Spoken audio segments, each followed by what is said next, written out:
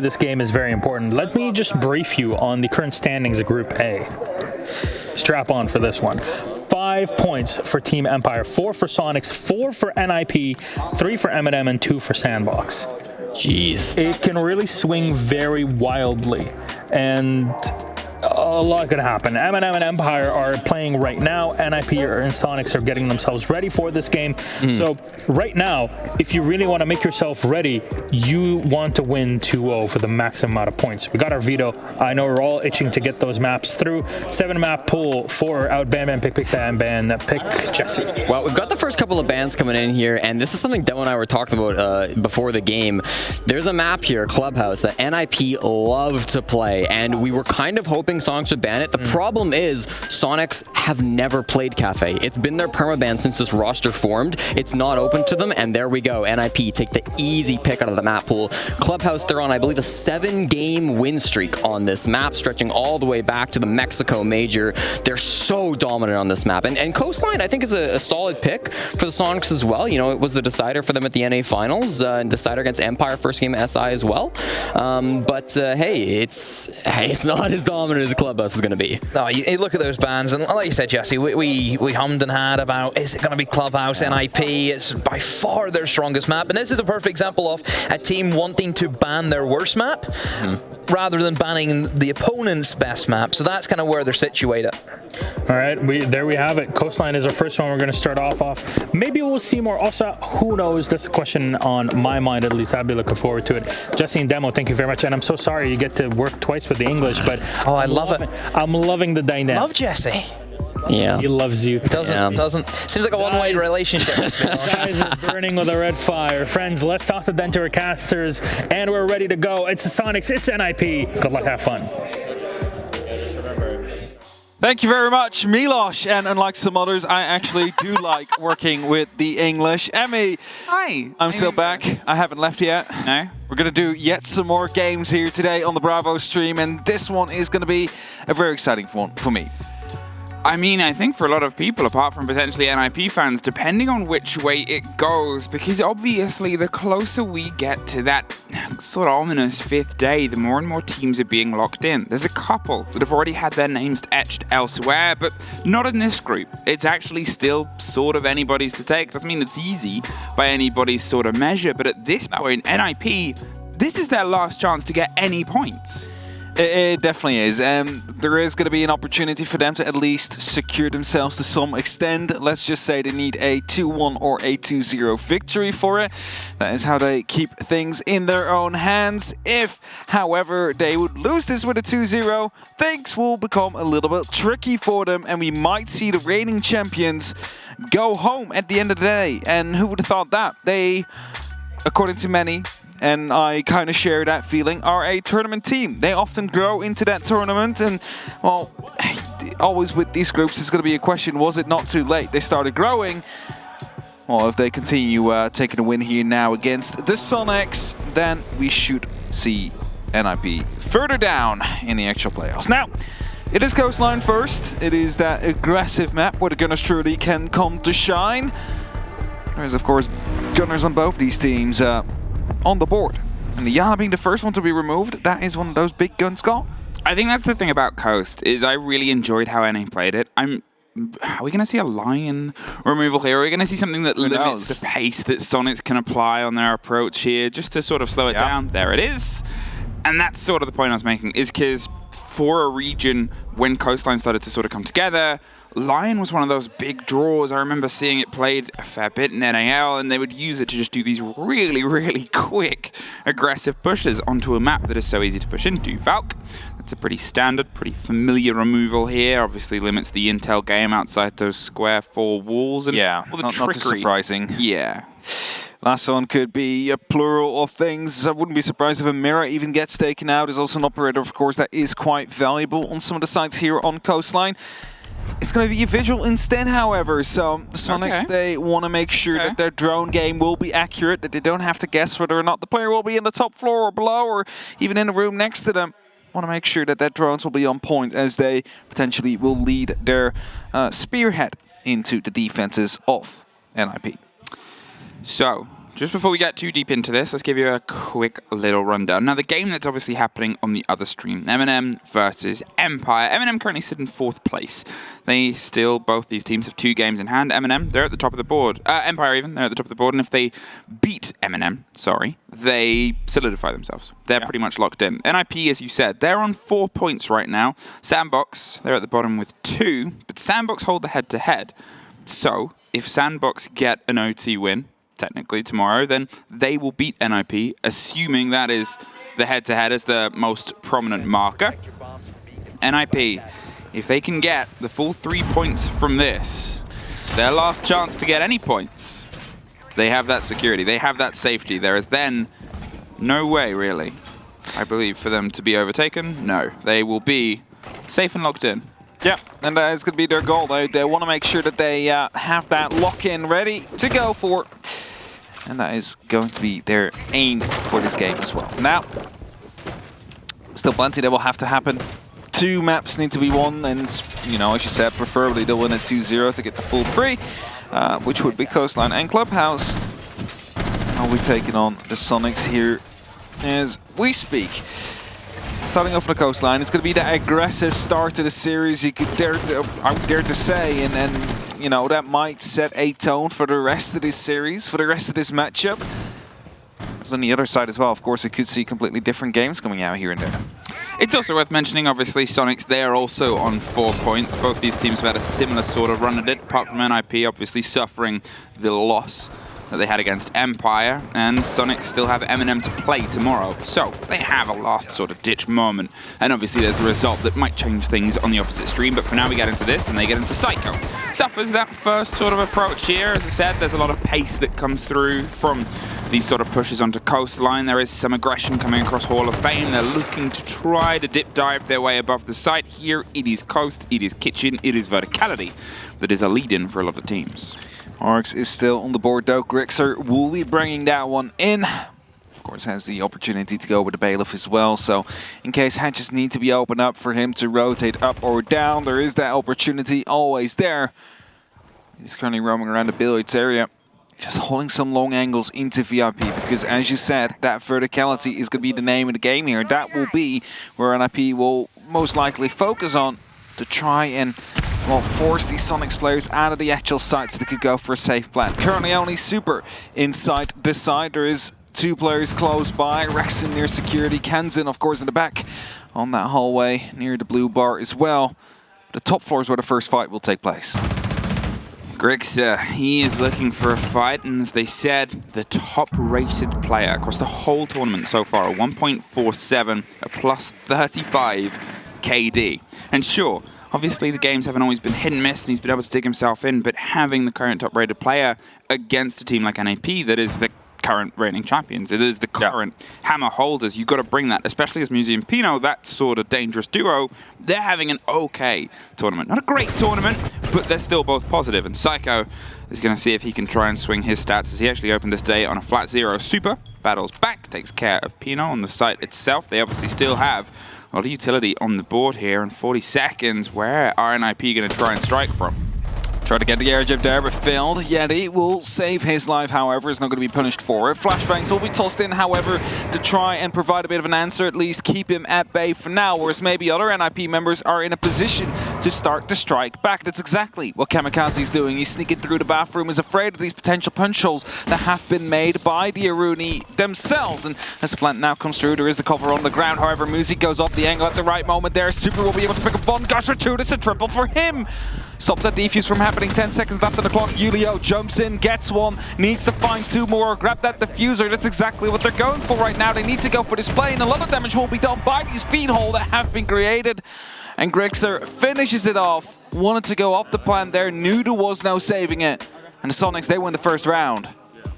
Super, opening it up with a triple inside the site, and that's one of those sort of moments set up for him. Obviously, found the first fight. I believe it was in the kitchen window, but it might have been Sunrise. We just caught the tail end of it, but either way, it was an important opener because it sort of closed that 45-second door on NIP's approach. As I said at the time, what are they going to do? What are they going to change up? Where else are they going to sort of bring themselves in for the structure they want to try and dismantle? The slow creep and crawl and crouch walk through the bathroom, just tucked in on the other side of those punch holes to not be truly surprised. But as soon as that plant audio came up, there was a bit of a pop-off, a swing round. Obviously, there was at least one more of the gun. I believe it was Yeti from the kitchen door that was firing all the way across towards service entrance and then covered and round. That single-site player. That's sort of how Coastline, to be honest, works for a lot of teams. Because you can have those angles that they had from lobby, that they had from the kitchen door. That's it. There's just these long angles you can play with. You saw it on that top floor, all the way from billiards, looking into VIP as well, making it basically impossible to work the verticality there, which allowed Super to stay alive in the position he was. Picks up that triple kill, and after that you have the horizontal angles that came through from security. Just mentioned that so many long angles that NIP need to take account for, and well, they've just had a taste of it. Surely they'll realize now what the status quo is in Soniqs and how they want to play this map. At least get a small taste of it and see if they can adapt themselves straight away, or if they will continue to struggle throughout these attacking rounds. They obviously still have this stretch of the Oryx. They have the ability to try and get around the map as much as possible. And NIP, in the words of some of our Latin America analysts, is that sometimes they get a little bit slow, a little bit stuck in the mud on how they want to go for an approach. I like the pace in their early game. I said it the same as they were going for the verticality before, but then there's that minute 30 of communication, coordination, and unfortunately not quite finding the answer.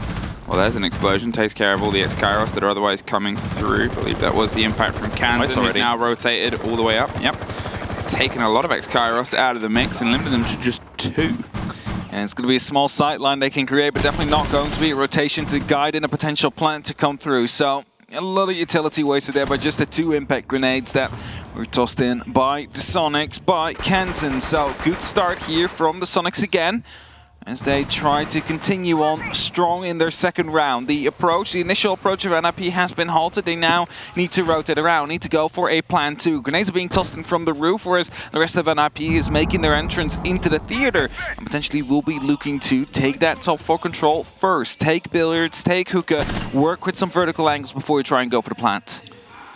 There is that slow creep that's coming over from the bedroom side, and there it stopped. Yeti underneath with the C4, found a little bit of an inroad and found the exit and showed it very strictly to Psycho. Now with him off the board, they lose their Thatcher, they lose some of the slowdown on the approach here, but also without anything else. You're looking at where they're trying to get in from, where they've got to be is 2 very different factors, and it's going to start here. We just saw a drop on the far side towards Aquarium. Soniqs are well aware that the pressure's probably going to come around Hookah, especially with the inability to have a breach on the site itself, so Grixer and Kansan. Everything's going to start to fall upon this dynamic duo sooner rather than later. Muzi's on the far side, they have the Hibana towards Aqua by the looks of it, and this sort of stretching themselves on this wider and wider take. There's one, and there's one. Grixer takes the fight, drops down, rotates out. 40 seconds. Once again, NIP, they have 45 seconds to sort out an entire push. Potential retake there from Kamikaze, also not there. He wasn't in the right position to instantly swing into Aqua as well, and as a result they find themselves now with 2 men down, opening up onto that blue bar window, looking to potentially put a bit of fear into the hearts as Kamikaze manages to sneak in and go for a plant attempt here. A kill comes through, Yulia picks up 1. The question is, are the Yokais in position to actually stop this plant from happening? Doesn't seem to be the case. Yes, it is actually the case. First one gets denied. Yokai, however, taken out. Gives them some time on the side of Soniqs to try and get into a position where they get Kamikaze, but he will be able to pick up the very first kill. Goes into the plant as the timer will hit 0 soon. Forces Pino to drop, but he's unfortunately not able to pick up the kill as he gets finished up by Rexin. It is the Soniqs that win yet another round. He got a little bit scrappy there. NIP found a pocket and threw themselves in it, and that sort of debonair attitude, sure, it was stopped a little bit by the echo, but you know, NIP, they had an idea, and Soniqs, they just had a little bit more of it. They stepped up the pace when they needed to. We saw the drop in the swing round, the play onto the hatch itself to see if they could offer themselves some cover. Yep. And when you're in that situation, you just don't really have an awkward angle.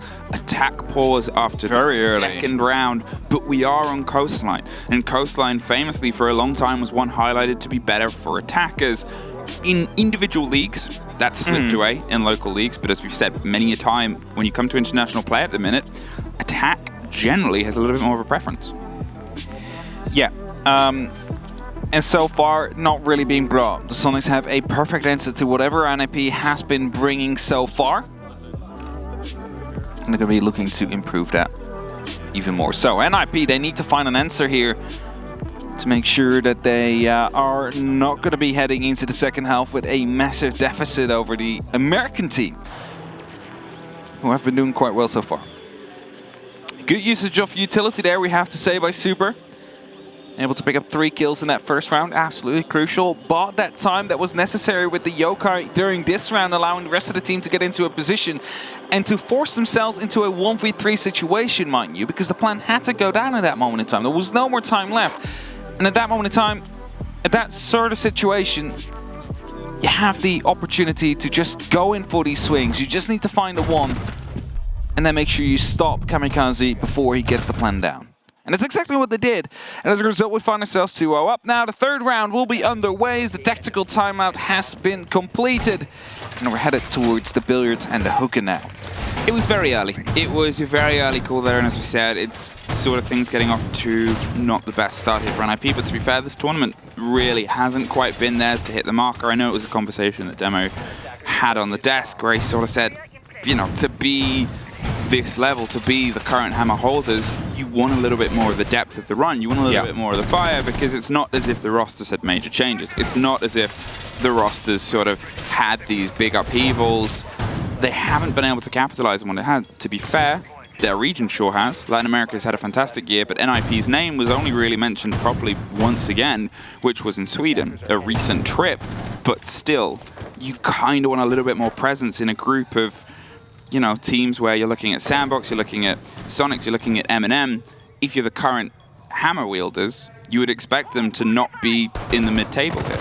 Now, you would hope them to be the team that will be topping the charge to go for another run through the playoffs and potentially fend off any potential challengers themselves. But well, they might have to rely on any other Brazilian team to do that for them if they don't make it to the playoffs in the end. And that is a situation that we seriously will have to discuss if these games will not be won by the side of NIP. The Sonics have an opportunity here to basically take it all out of their own hands to make sure that NIP will have to wait and see what the opponents in their groups will do to see whether or not they'll proceed to the playoffs or not. And that is not a situation they will be comfortable with. They will want to have it in their own hands, and that means they need to get a win here.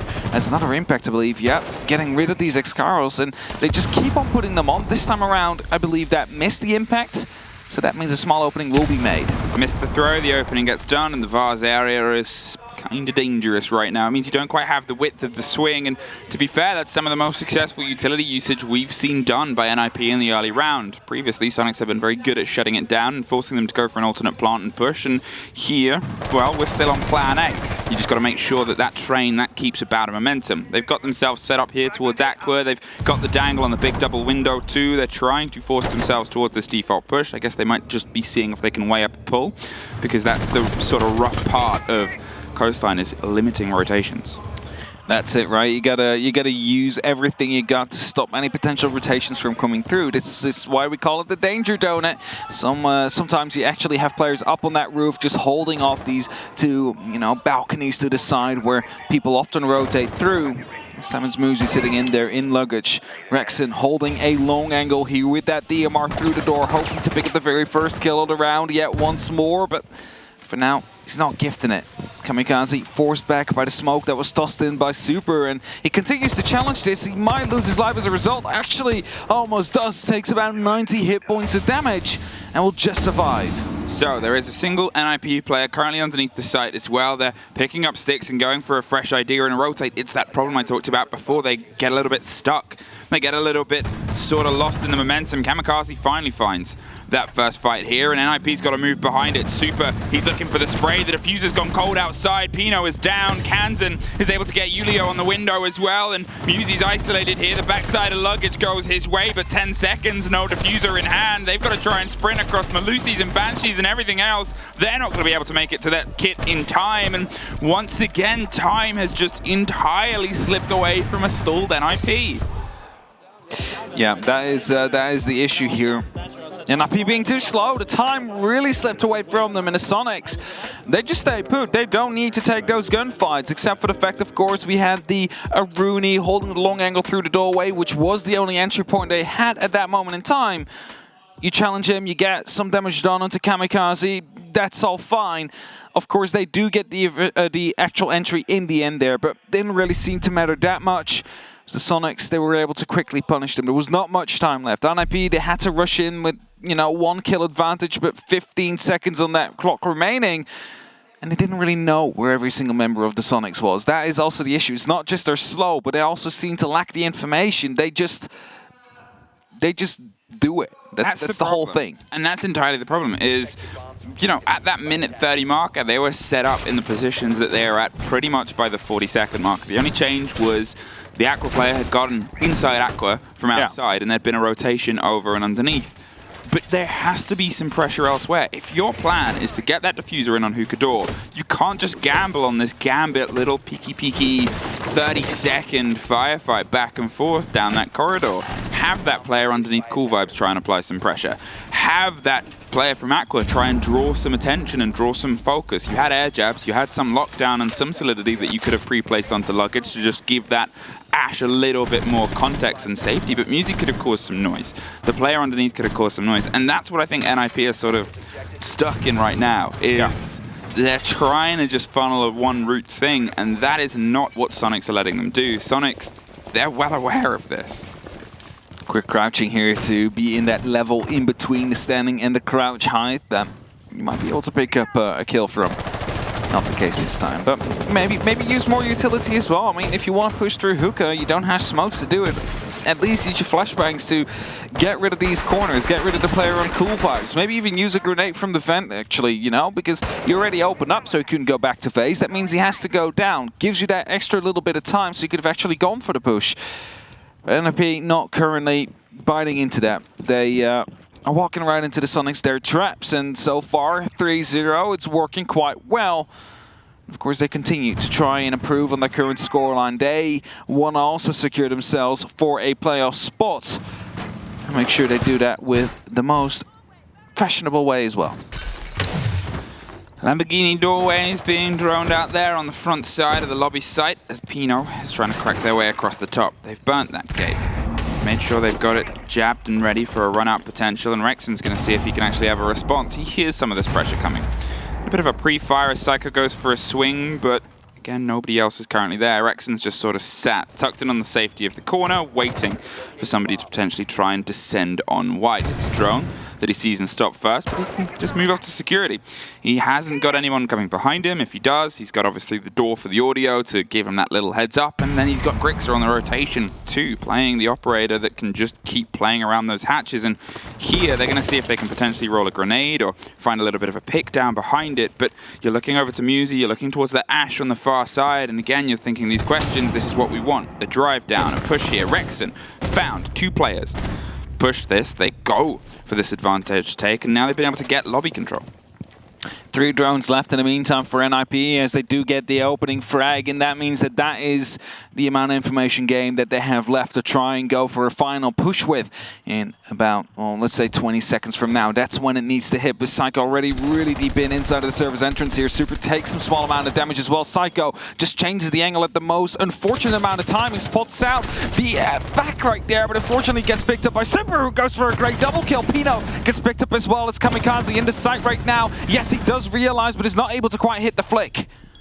Well, they've been able to get the diffuser all the way into the site. Kamikaze might see if he can tuck in a safe plant here, but without the calls, it's down to Julio to see if he can be this connecting factor. Grixer on the far side might be on a bigger rotate, might be on a bigger route through. He's going to see if he can drop behind it. They can't quite get this first kill. They're going to combine the pinch. There's one full. No!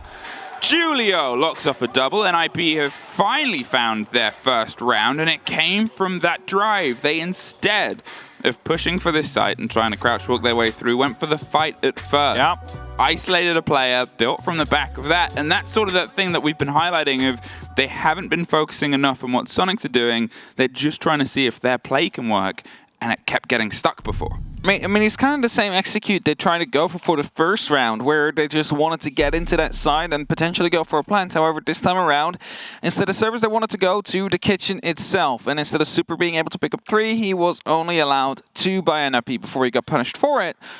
And that is also an important change. With that, NIP find their first round, as they will be back at the bars to go for a bit of an attack. And the last time around, there was the Echo that stopped their attempt at getting the plan down.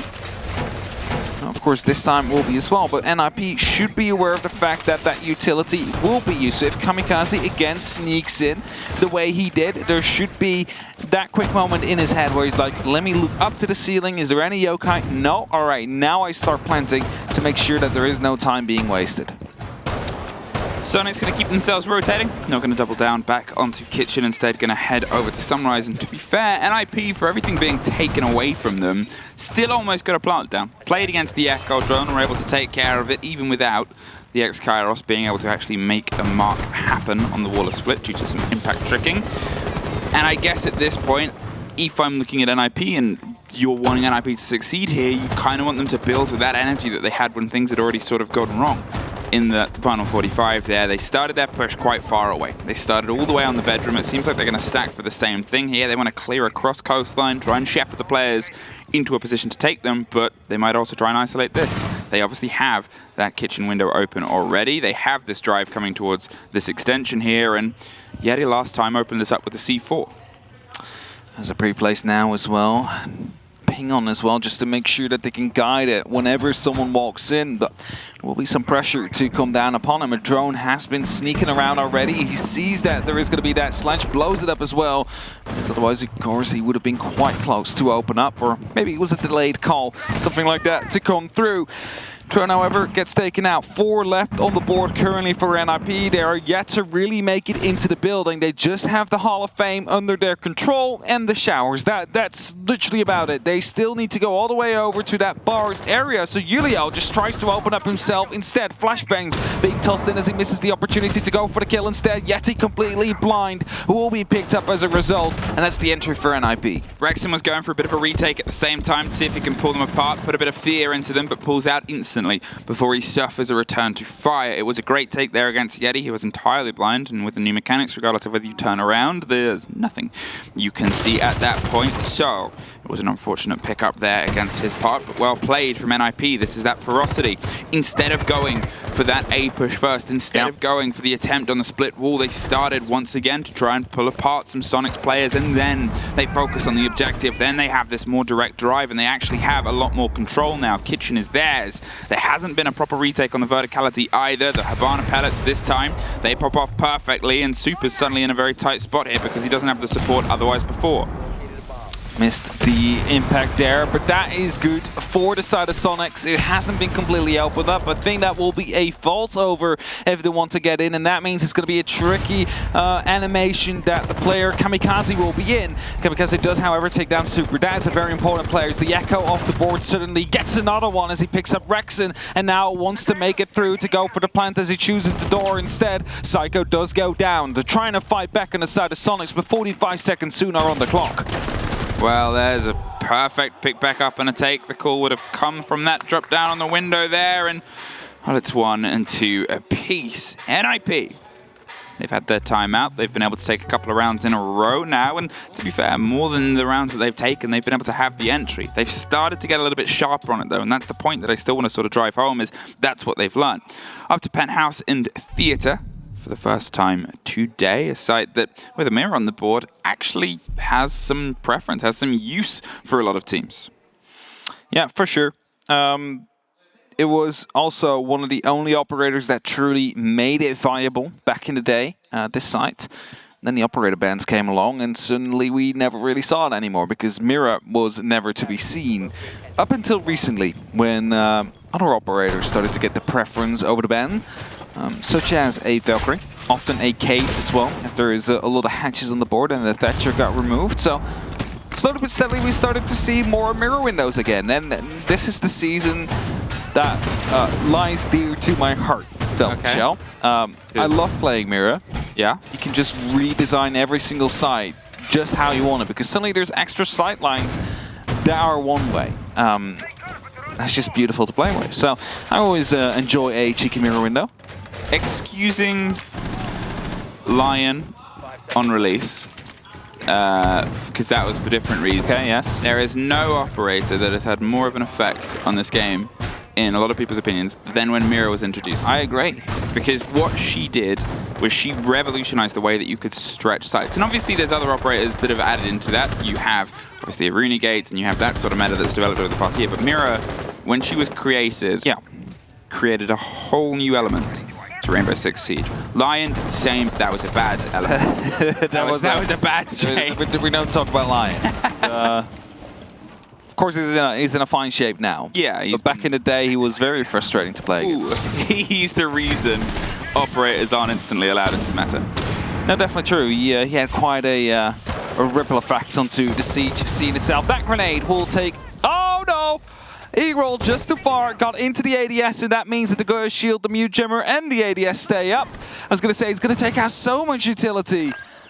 But the ADS just recharged, it rolled just too far, and everything stays up, and Kenzen can continue to play right behind the Goyo Shield. I mean, that is frag grenades gone. That was the big, bold attempt now, and Kenzen has this element of safety. It was a couple of inches and a difference, and at that point, Kenzen had left. He thought it was gone, and then you just had that little moment of the boop, and it's just an entirely different story. It was the ADS sort of like, oh, no worries.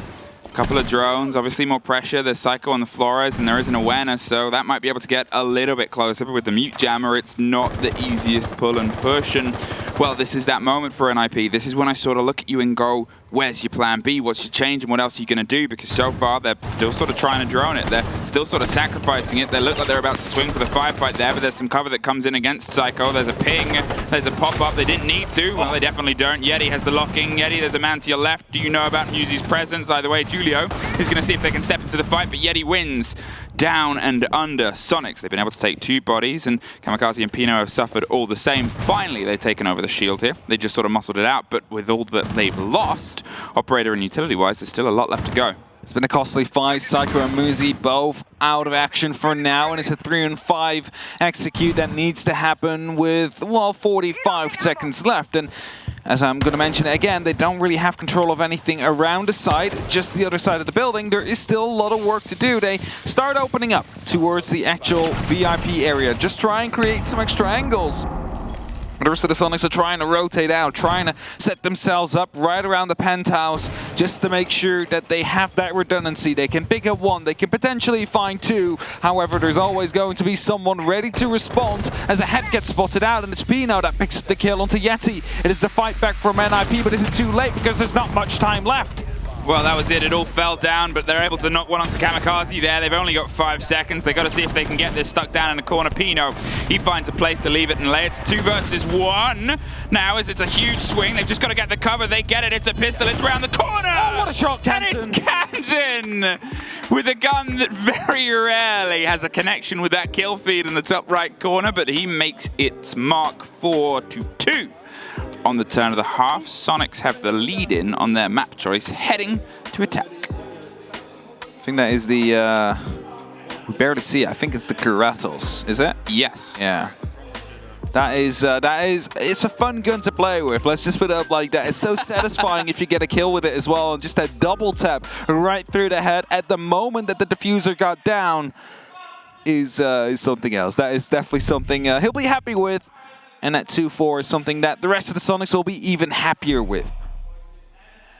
That's it. They found some stability. They found themselves locked in. And we have to always take into consideration the fact that these are best of 3s because Clubhouse is next. Clubhouse was always going to be next. If Clubhouse is there, NIP, well, they're taking you there. As stated, 7 for 7 over their previous engagements there. It is their playground. It is where they love to bring teams. You're aware of this.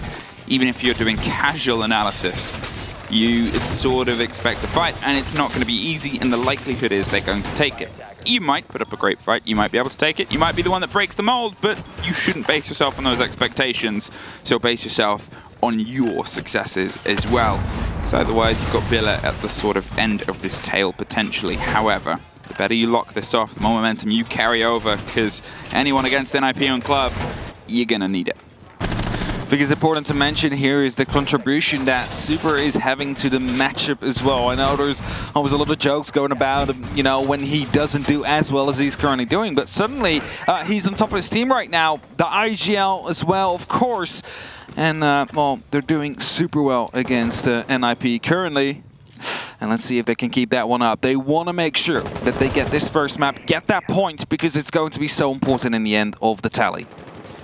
Julio waiting on the approach here to see if he can swing into a fight early, but they've tucked themselves around. They're not going to fully extend. You expect early engagements on Coast, and Super slips on by. Not going to suffer for now. Going to try and get that kit as close as possible. But Julio, he's going to sort of say, hey man, I was over here. And nothing else at this point. Super takes a moment.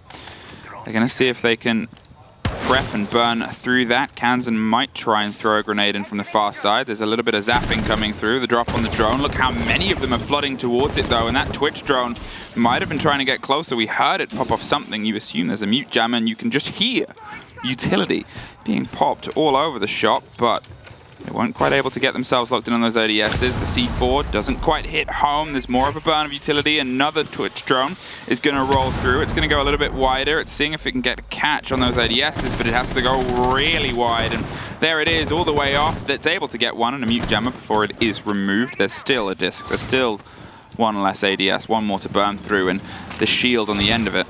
That's going to be a very important shot here from Psycho as he finds one on the balcony. He's afraid, however, someone might still be on the upside down rappel as he reactivates the Surya laser gate. It is going to be the entry that NIP need to fight back, but also an important piece of utility activated again, which forces the side of the Soniqs to use a throwable to actually be able to get through. And it seems like two of these Xyros just have been used, so Super can maybe swing in a bit.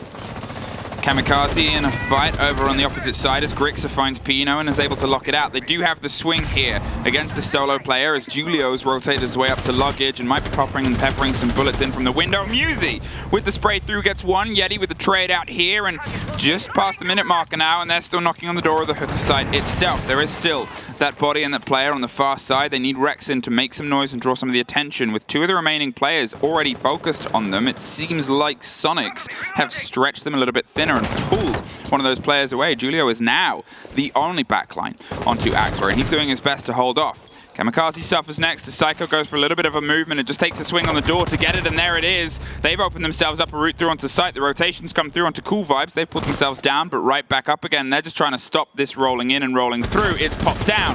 The defuse is cold. Kamikaze can't quite cement the kill, but he's all that's left, and with a handful of seconds, they very quickly got to see if they can make their way over to this fight. They're probably not going to be able to get the defuser. They don't need it, Rexin.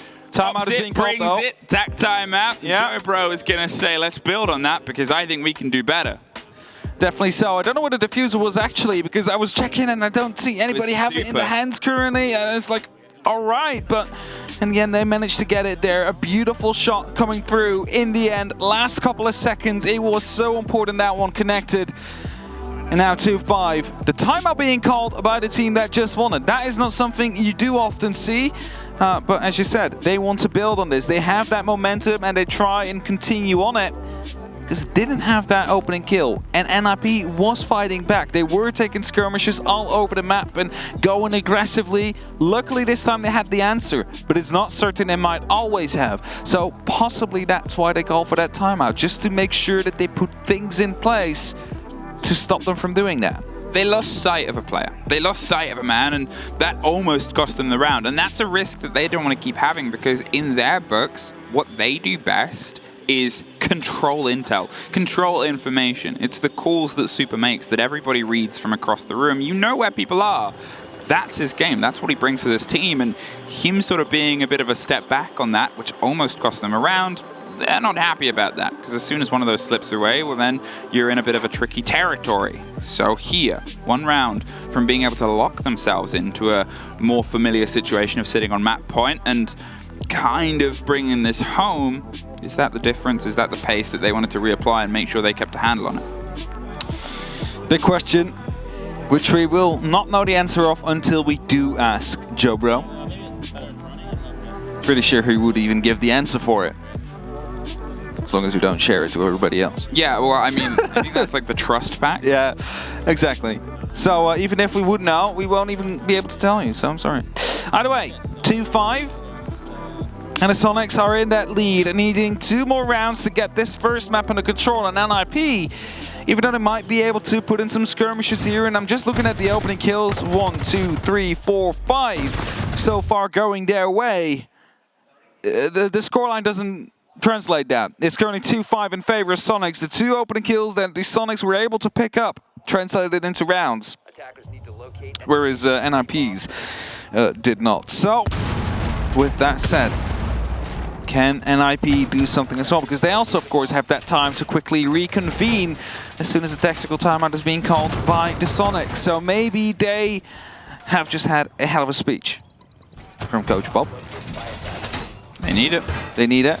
See if they can get back into the game right here and make a comeback happen. I mean, it's not the weirdest or the strangest one we have seen. But the Soniqs, they don't want to let that happen. And the Nuck is coming out. Always interesting. You said they want to control the information game. Any cameras that might be left up will not pick up on the silhouette of the Nuck. It's worth pointing out in amongst this as well, if we're going to talk about the start of this for NIP, and although Soniqs have a game in hand tomorrow, if Soniqs secure 1 point and they put themselves onto 5 points, because they have the head-to-head win against Sandbox, they are automatically qualified. They have it. They have it. That's all they need. They just need 1 point from today to escape the group phase. Now, the difference there is NIP do not have the head-to-head against Sandbox. They lost that engagement, and that adds a little bit of mystery. That adds a little bit of fun.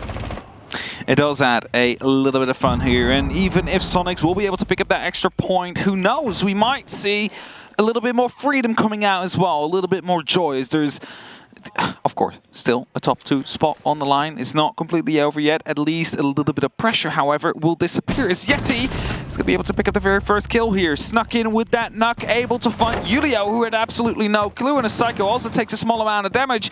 He just tries to get out of there as soon as he possibly can. The diffuser gets dropped, but the Grief Wreck doesn't seem to be there. Kamikaze with a great double kill. And that's the diffuser case now in control of NIP. Huge double kill. Grixer gets some revenge and is able to get their way back in, get that pick back up. There's a rotation that's coming round, but Rexon is already in the midst of the middle. Does Psycho know? It's probably going to be a fight that happens sooner, and it's actually Pino that finds the next. Sonic still working with a little bit of a deficit, and a lot of bit of a deficit now. There's the reveal on 1, is able to get it. It's a 2 versus 1 for Rexon. Now, has a rough idea on where the players were, but Coastline moves fast. And there's one and just behind you. That's the loose strand that nobody's really had as an engagement in this round so far. And that, for Rexon right now, is the most dangerous. There it is, revealed. With a minute 20, you have suddenly found yourself cornered and pincered. Gonna see if they can isolate the first fight. Oh, Can't get it. Musy's able to find the 3rd round for NIP and just keep them off map point. It keeps him off that map point for now, and he flicked through the hand, but it was too late at that point. Farmers, of course, a great gun. Could have actually carried him to a round win there. But unfortunately, Musy choosing the smart way, going prone, as that is the most unlike angle someone will be checking first if you swing around the corner. And that is the first entry kill that the Soniqs have had that did not translate into that round. And potentially because they went a little bit too quick. They got that first one. All right, let's push up that pressure. Let's just go for a quick rush through the service entrance. Try and get a plant. Not taking account of the fact that Kamikaze was down there, able to pick up a important double kill. And with that, take diffuser control. That's the important part, because when you have that, you start playing around it. People coming from the lobby, all right, we'll watch that passively. They can otherwise come in from the doorway. We'll put an angle on that as well. That is literally the 2 angles they can come for if they want to grab that diffuser. And that was perfectly pressured and played by the ninjas in Pyjamas, who find an extra round here. And it could always come down to round differential in the end if you end up in a 3-way tie where you hold the tiebreaker over Team B and Team B holds the tiebreaker over Team C, who holds the tiebreaker over you. So, you know, extra rounds could always come into play in the end of things. I know it's a bit difficult to talk about it like that. We do not have a graph, but believe me, every single round might count in the end. If you want an example, you should, after the Six Invitational, go rewatch the Mexico Major with Team 1 and Cyclops as an example. They'll show you exactly why. Rook has made his presence known. Not the most common operator nowadays. Obviously, they're sort of, you know, the body plates are there. There's still one on the map as well. It isn't the most sort of frequent that you bring in terms of an engagement, but if you like the gun, well, I guess you'll see if you can try and make it work. Pino is looking for the fight here onto the service door, and woohoo, bit of a jiggle either side. Kansan was looking for it. Rexon is the double up this time with Super on the far side with the plant itself. A grenade is going to bounce its way all the way over to the top. It forces him to the other side. They hope that they could get the pre-fire. There's the reveal. They don't just have the width on this engagement. The drone goes through.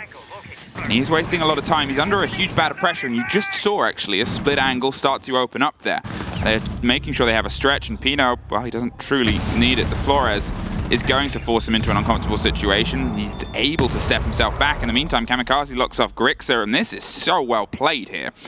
But, you know, he is truly making sure that they're wasting a lot of time, and that's entirely what this position is for most part, is you want to ensure they don't get kitchen control, sure, but you're so often just a single isolated player.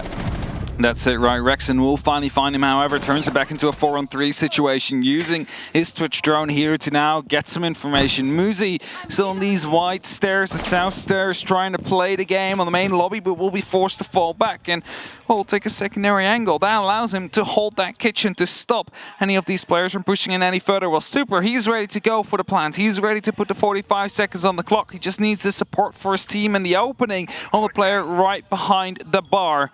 Kamikaze, he is just hiding here with that MX-4 Storm. It's a great gun. You are probably not going to be outgunning it, and as our C Retiros are being used to get rid of further pieces of utility, also get some information. They now know of 2 of these positions of the NIP players who are afraid of potential verticality here as Rexon takes a lot of damage, tries to go for the repeat somehow, but loses his life as a result. Muzi has just sort of been on this back line, and yet he can't quite get the connection there with the player. Super finds Julio. In the meantime, can't quite get that, and the trade is set up. The pick back up by Psycho there puts it into just Yeti versus the world right now. Is able to recollect the diffuser and just sees a sliver of a body round on the backside pillar. Sprays through, gets the kill, but there it is. That trade game, consistent from NIP. They made sure there was always a second body to lean into those engagements, and as I said before, they had the support line and structure that Coastline offers, but they've brought it just within one round, 4-5 here. Soniqs still just swaying underneath that map point. Yeah, just still trying to get to that point. I mean, they did use their tactical timeout already. You might ask, why wouldn't they push it now? Because it's getting quite close. They used it after round 7. The last round, they themselves won. After that, NIP able to strike back. I said it to you, maybe they've gone for a hell of a speech and managed to get back into the game as a result. And, well, it seems to be the case for now, at least. Yes, they got quite close against Soniqs. If maybe, you know, he tried to get onto that couch as soon as he get that first kill, but got stuck, wasn't quite able to do that, and that led to his demise in the end there. The Soniqs still 1 round away from map point, 2 rounds away from picking up the very first point. Of course, that will matter in the end for the standings, which would secure them for a potential of, or basically prevent them from getting relegated out. So last time we were here, Soniqs were able to clutch onto the round, but only just, and then they took a team talk afterwards, and since then, well, it's been 2 rounds that have slipped away from them, so NIP utilized that time themselves to sort of rebuild into how they wanted to play this, and, well, those team talks work 2 ways. I'm curious to see what Soniqs decide to do and what they think might be able to drive them in, whether it's just a misplayed big brain to make them stew or not. Either way, 2 going away from them when they're so close to at least confirming OT on their map. This is when things matter the most. They need to make the impact now. The Soniqs need to get a good attack under their belts, otherwise NIP is going to be able to get back into this first map here. If it's back on 5-5, suddenly it becomes a sprint to the end to see who reaches that 6 first and has the opportunity to fight for the clean win without having to go to overtime. And as a result, is basically having an extra life in this game. Tight angles being held here by Pino. Has a shield as well to play with, but flashbangs are coming through. Will be caught off by Wilmai Magnets, and whilst he still gets blinded, the more important part is that the Aruni gate stays up. That is why the magnet is there, because that gate is there to protect the shield. So there's like multiple layers to go through if you want to get that shield down. And that is what they're currently playing with here on the side of NIP.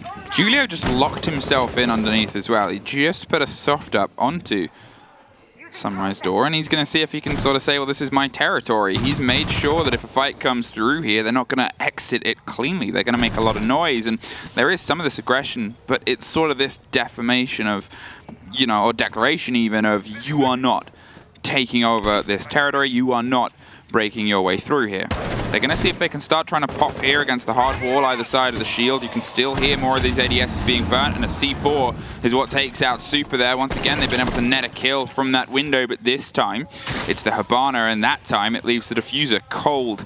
Round on the floor, they've got to go for a bit of a recollection here and see if they can try and drive. It's a dangerous spin, just missed the player that slinked through, but there's still discs inside the stairs. That one doesn't quite get the catch all the way. Shield is still up. Every single piece of utility is gone, but the shield is still up. They really need to get rid of that one as Kamikaze's now the first to fall on the side of NIP. It seems like a little bit of a push comes down from the aquarium side as well. A bit of a pinch, as you may, from the balcony and the aquarium. As Rexon, that is now in deep, has to be careful, however, for potential players from below. Yes, there might not be C4s, but a bulletproof cam could give away the information here. As Pino gets yet another kill, finds Stu as he pops up from right behind the bar. No, someone could be popping up at any moment right here behind that balcony, and as Grixer holds a tight angle still, wants to use that drone to truly get the accurate information on where exactly they are around the phase area. Time and time again, we're seeing a burn on this utility, and there is a swing. Yeti was almost able to bite back against Julio, but at this point, he just needs to waste time, and that's what he's done. He's put a bit of a fear into them, pulled himself back towards the side of split. He's just tucked in on the other side of this soft, and, well, it's a pickup, but look at the timer. It's a 3 versus 2. They've still got to get their way onto site. He's just going to have to take a burn, potentially, on this. Going to go for a reload and a bit of a quick push here around the back of the shield. Pino picks up the quad either way, and it is NIP pulling themselves level. Not gifted the ace there. Psycho picking up the final kill, and it's NIP, as you said, 5-5. Very important. Allows them to get back into it. No more tactical timeouts that either of these teams can use to try and flip the momentum back into your own favor. And that means that truly, with the way that these last couple of rounds have been going, NIP is at the better pace right now. They have the momentum. 3 rounds in a row, they managed to get on the defense. The Soniqs not truly able to get a successful attack after round 7. Even though they do manage to get an entry here or there, also has slowed down now. And as we are headed on towards the kitchen again, what we did see in that previous round is when, not the previous kitchen round, but let's just say when they were in bars round 9, they tried to go for a kitchen take just to get the control of it, but a single man managed to take out 2 players as a result and waste a lot of time. So they need to take that top floor control. That will be, or at least I assume, the priority for the Soniqs to make sure that they can get rid of these players. Start using that verticality, force them to rotate around and get off the site, which gives you the opportunity to go for plants. If you don't do that, you'll be taking that horizontal fight, and NIP have been waking up in this game, whereas half one was clearly Soniqs. This one clearly seems to be NIP. So you don't want to take those straight-on gunfights. And again, Clubhouse. She looms dangerously for Soniqs more than NIP at this point. They know that they want to try and solidify the 3 points here and push themselves towards the fight of the upper bracket because, well, again, depending on how results go on the other stream, if Empire pull away against M&M, then they're drawn in second place. Or no, they're set up in second place. And if it's the other way around, then they're tied for first. So it becomes a very tight engagement for NIP right here to try and pull that full fat 3. Suddenly, from being on the brink of being knocked out in the groups, they go to potentially topping it. Yeti takes care of Pino on the far side. It's a little bit of a spray round, and they're able to get an early bite, this time unpunished. And that's been a bit of a problem before for Soniqs' approach, is usually there's another NIP player trying to get a kill and trying to cement themselves. For sure. It's 4-5 situation now. NIP, they're a man down, but it's fine. It's not the end of the world. I mean, time is always still there 6, so technically still 5-5, you could almost say. Proximity sensor gets taken out. Kenzen, if anybody was near his position, is now no. Might even be a Nitro pre-place. No, not the case. None on the board currently. Pino was the man that carried it, but as he has been taken out, he's not going to be able to detonate that one And as the top floor is slowly being taken under control, I mentioned it to you before, this is what Soniqs need to do. They need to open up vertically to get rid of the players that are playing in kitchen and service to truly make life miserable for them. And as more members of NIP start rotating around, Kansan is doing exactly what it told them to go for, which is opening up these default spots, which is opening up these rotations to make them feel unsafe. And as he creates rotations on that top floor as well, he just continues his job with Jetty. Just swinging around the corner, Julio being able to pick up that kill and somehow escaping with his life as the LMG starts bursting in as well. I was going to say, you heard the LMG go for a while there, but Grixer couldn't quite get the cement down, placed around Julio, and that is that word that I keep coming back to, because there's always sort of this moving model, this concrete slab of nothing that is being shaped repeatedly by these two teams into just something that engulfs itself as success. Here, Julio has been able to at least paint some of that back into his favor. Psycho's going to see if he can lock off White Stairs. Caught out on the drone. They know his position, and he instantly picks up and moves. He's making them keep guessing. And guessing when there's 30 seconds left is never easy at this point. You can see they've stacked up here. Rexon is underneath. They're trying to get this fight down onto Psycho, just so they have that body balance back once again. But Kamikaze pushes up in the meantime. NIP keep themselves moving, keep themselves guessing. And Soniqs have taken a second to sliver into sight. Super has the lockdown, can't quite get it out against Psycho. The diffuser is gone. The drop comes through. Kansan somehow connects with it, but you're looking at 8 seconds. You're looking at a diffuser that needs to be picked up. Grixer suffers in the meantime. Got to hold F, but there's rotations either side. It's a double kill, and Kansan goes off the board. Map point, NIP. Didn't even attempt to go for it there. Just decided it was better to go for a kill with a second left, or save the KD, we could also say. Didn't work out in the end there for the Soniqs. Super going for the gunfight, lost them the case, lost them the opportunity to go for that plant, as there was no time left, and NIP find themselves up onto that map point here. And as I said to you before, even though they lost that first man, it is not the end of the world, and NIP have just proven that. Blue Bar and Sunrise Soniqs, and from a 5-2 deficit, NIP have been able to claw this game back into their favor, threading 4 rounds in a row. One more, that's that map stolen. That is at least a point secured. And that is still potentially 2 more to be taken on Club. Soniqs, you've got to see if you can try and find something on your first attack, or something similar to it, because on your last here, well, things have very much slipped away from you.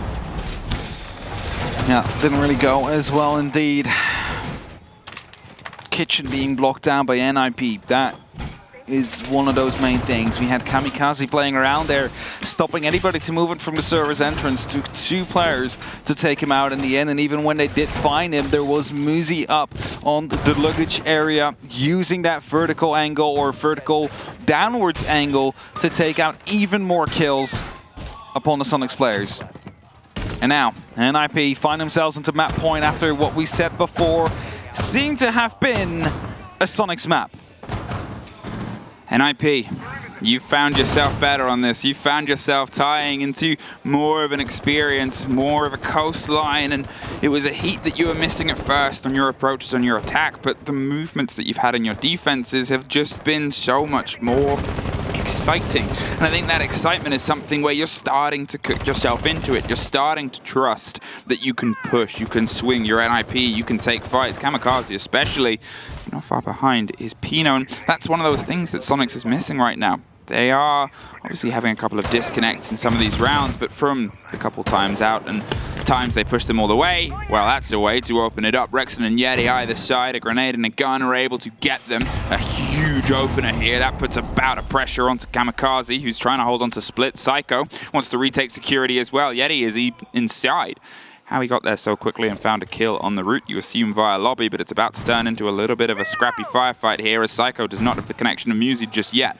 He's making a lot of noise here, but yet he doesn't seem to be quite aware of his position. And as he continues to push himself a little bit into that bar, Kamikaze alone in the bar here in Sunrise. He's trying to hold off to the best of his abilities right here. He's the one man standing, the last line of defense here for the side of NIP on the actual side. Super now jumping in, is trying to take a challenge here, might lose his life as a result as the angles are still being watched. Kamikaze is playing close, he's watching the couch right there, watching the bomb chassis, hoping to spot the player as they try and run past, but the Soniqs, they need to play this smart, they need to play this as a team, and as the drones are coming in, they know exactly where Kamikaze is. They're starting, the pings, they're all coming through as Muzi picks up a kill. There's 3 people now onto the pool entrance there, and as he gets fully flashed and taken out, it is the opportunity for Soniqs to go for a plant and get 45 seconds on their board. Well, Super is going to stick that. There's nothing that can stop that, and they're able to get one more down the corridor. Suddenly, this Soniqs has shown up, the one that we saw so much throughout the beginning of this in the first attack round. They're there to make sure they make it matter on the end, and a little bit of a sigh of relief to get themselves to OT, but they know they should have been able to get this much sooner. So, as we go in to OT, and looks like NIP are staying on defense. Soniqs, you're going to have to try and keep up some of that momentum and bring it back into blue. Yep. Let's see. The bars again will be brought out now. Actually, a change comes up from NIP. Let's not rerun the sites that we have just lost. We're headed towards Billiards, which, well, was the first site that they've lost on their defense, but they feel more comfortable there, thinking that it is a good way to change it up. As the Soniqs, of course, stay on their attack. And they just managed to stop the momentum that NIP was building. The swap from the Maverick to the Nomad. I'm curious to see what sort of limitations this is. As I said, NIP got braver. They got very mobile, they got very active. They didn't have to do much of that actually last time we were here, because Soniqs threw everything into Hookah. They tried to burn those Aruna gates. They pushed as hard as they could against the heftiest bit of utility, which, to be fair, the reason it's hefty is because that's your standard push. But at the same time, I want to see some of that growth from Soniqs. I want to see some of that exploration of the rest of the map. Look at how they opened the previous attack round. So 2 different points, 2 different angles, 2 different engagements at the same time. They are a very talented gun team. They just need to sort of have that coordination to carry themselves through, and they need to have that little bit of sharpness across potentially the bedroom where we saw NIP start some of their ingresses. Yeah. I have to say, Soniqs right now quite balanced. Super on 9, Yeti 10, Rex on 10, Grixer on 8. Just Kenzen for now, who's sticking behind just ever so slightly, but it's good to see. It's always good to see a team being balanced out, because that means it's not just one player carrying them across round win to round win, which is sometimes the case, but they're all doing their part and ensuring victory. Now, they need to do it twice more in this map if they want to get that 1 point on the board, and with that secure themselves for the playoffs, whereas NIP, of course, will look to prevent that. And let's see how successful they will be in that journey, because they did just manage to bring a 5-2 to a 6-6, which is impressive. But that grenade is not going to be helping. It's a good grenade kill from Kenzen to start it off with. And this is it. This is sort of what I wanted, is that alternate approach. Here they are, for the first time, putting boots on the ground in office. They've not been in here at all on any of their previous takes of this. Rexon picks up Psycho. They've not been holding this angle at all on any of their previous approaches. It is a Soniqs that is sort of changing things up. They're reacting to the play that NIP's doing, and they're setting themselves this net to catch these loose players. It's not just the bolstered work of the Nomad here, but still, can they look towards the Aruni there? Cautious of obviously the punch hole that they made themselves. They drop a drone on the far side, and Julio is actually going to slip himself towards that bulletproof, or bullet hole even. It's not quite bulletproof. It is just a little bit of a crouch. Are they going to see if they can pick up a little bit of information? How long will Yeti wait? You hear a drone buzz, and actually Julio doesn't feel confident at all. Pino gets the first. That brings them back into this round just a little bit here as the time starts running out. 70 seconds on the clock. It's a 3-on-4 situation, and as they dig in deep, drone will surely be calling out where Julio currently is at. Punch holes being requested for a late C4 throw for Pino, potentially if they want to go for a plant right behind the bomb chassis. Seems like that might actually be the plan. There's 3 people all around that area, 1 below Yeti, who's making his way over towards the white stairs now in security. Super ready, I believe, inside. Is Super actually inside Aqua? Yes, he is. Waiting to go for that plant with Kenton for the support here, so that C4 might actually be crucial here in the end. Kansan spotted it out there, opens a little bit of width onto the side swing onto Aqua, right by the fish, but only one team will be sleeping with them. The C4 is prepped, ripped, and ready to go. With 30 seconds, the burn's going to start to come through. They're hoping that they can get this cover down, but that flash doesn't last forever. You need to keep the watch on. The C4's gone. There's a very easy and well-played pickup. There's the spray round, and Pino with a double, making it his third for the round, and there is 4! That is Pino's round, and Soniqs opened it up in the best possible way, but a player popping off isn't anything that you can really control. Pressure back on Soniqs. And that was that Nitro that came through. I mean, you had a man on the window, was about to kick a grenade to toss it inside of the hookah area, but might have been a better choice there to try and snipe out that Nitro as it came through. But at the moment he went down to kick the grenade is the same moment the Nitro flew over. So unfortunate timing, you could say, on the side of the Soniqs. But NIP, again, 2 men down from the get-go, managed to bring it back on the back of that Pino 4K. So with that, NIP again on a map point, not just 1 but 2. It's just a bit tricky when it gets to 7-7 because then it is a double map point. Either team could take it in that moment in time, but there is the opportunity here for NIP to lock it off right now. Pino, 15 kills currently, and that is not too weird if you think about the fact that he had 2 4Ks this game. Just a casual 2 4Ks. Just a casual 2 4Ks, nothing too big. So, if you want to have a little bit of a spoiler to a game that's going on to the other stream, don't cover your ears. If you're the opposite and don't want to be spoiled, cover your ears, because I'm about to tell you the result of the M&M and Empire game. 3, 2, I don't 1. even know it. 2-0 to M&M.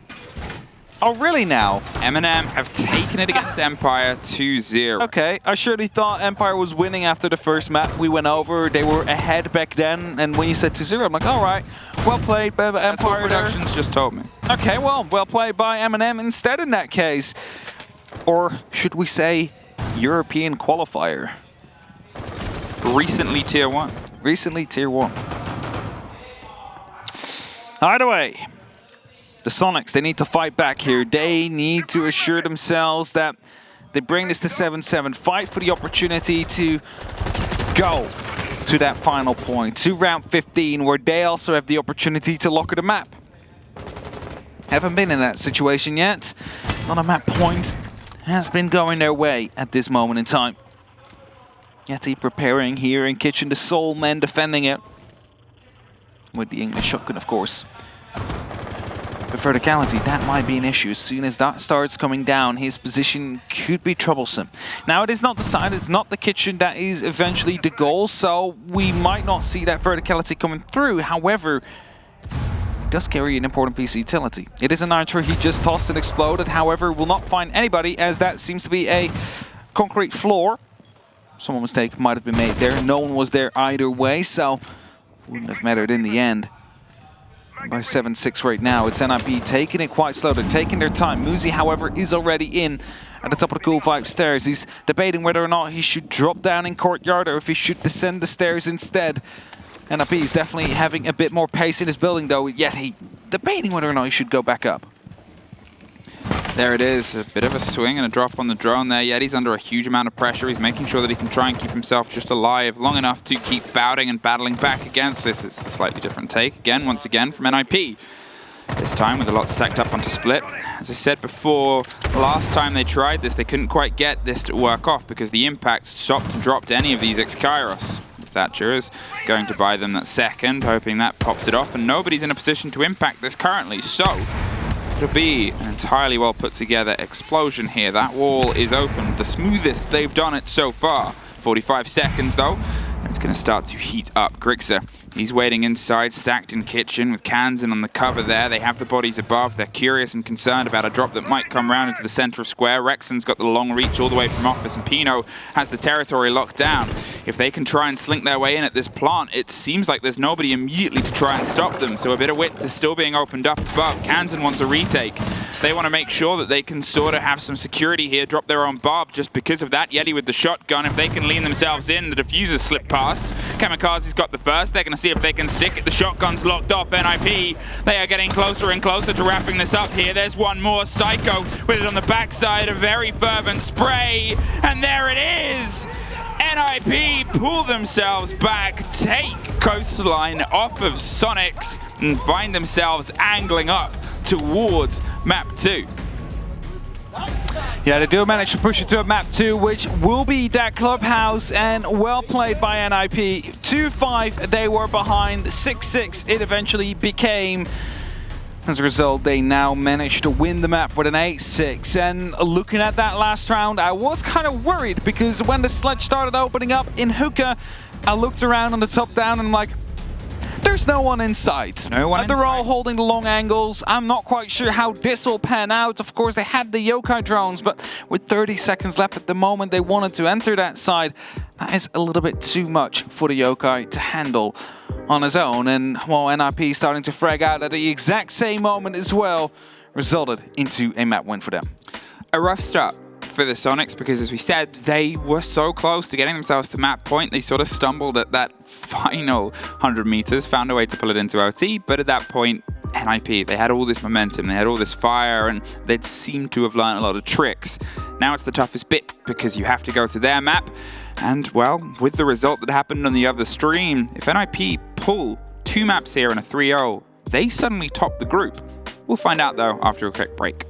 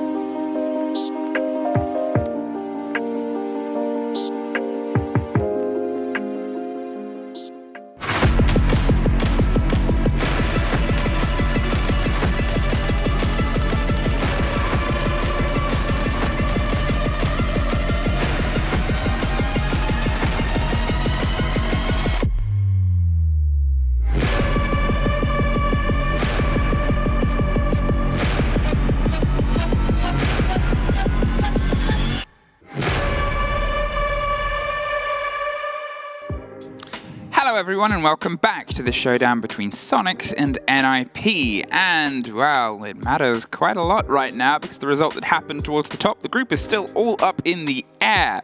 NIP have been able to cement themselves a point. They're looking for the full fat 3 on their map of Clubhouse, which is up next, and it's down to Soniqs to see if they can try and pick themselves up because it started so well and then started to slip away from them, unfortunately.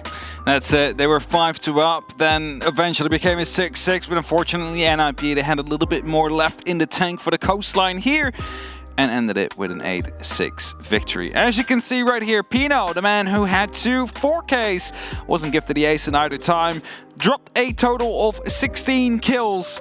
With Kamikaze 13 right behind him, and then Yeti and Super, of course, leading the charge on the side of Soniqs in terms of the rating, but Rexin with 11 kills right behind him. I think that's it, is you look towards the side of NIP, most of those statistics came from their defensive half, and it was okay, you're playing on Coastline and you have some solidity and some plans and ploys in motion, but at the same time, look at the play. The comparison between them and how they were more mobile, more confident, more able to approach themselves and swing for these fights, it led in to all these little bites against Soniqs' approach that just shut them down time and time again to come back from a 5-2 deficit to be the first to hit map point, and yeah, it went into OT, but then lock off those 2. That's the sign of a team that's not just on a preferred half, but finally found that windfall of confidence they needed. Yeah, and now the big worry comes in, right? Because the Coastline maps seem to go quite well for Soniqs, but there is one rule in Latam, I've heard. Yeah. And I've heard something along the lines of do not take NIP to Clubhouse. Mm-hmm. Now, I'm no expert, but I think that the next map will be Clubhouse. Oh, it is. Oh, that is going to be interesting to see. If I say that 2 more times, Milos will come and slap me with a dictionary. Really? So try. Interesting.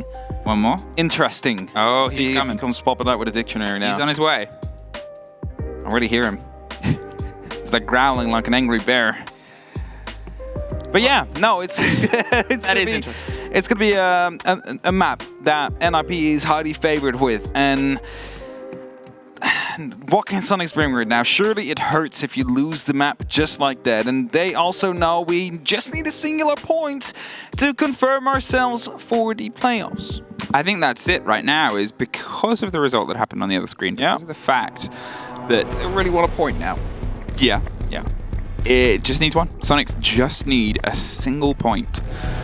And then that is it. That is them locked in. NIP, I mean, if they get the full sort of take here, there is obviously still Sandbox have to beat Empire tomorrow. Yep. Sandbox is sat on the bottom. They have the potential to get 3 points. M&M have now leaped away, so the closest is currently Soniqs on 4 points. If we count NIPs having just 1 from the one that they're guaranteed, we're not going to throw in the fictional numbers for now. But you don't like fictional numbers? Not currently. Okay. Not for the sake of stability. Double hard breach ban. Wow, I've never seen that before on Globe. I never thought I'd see the day. Never thought I'd see the day. Yet here we are. That's just allowed.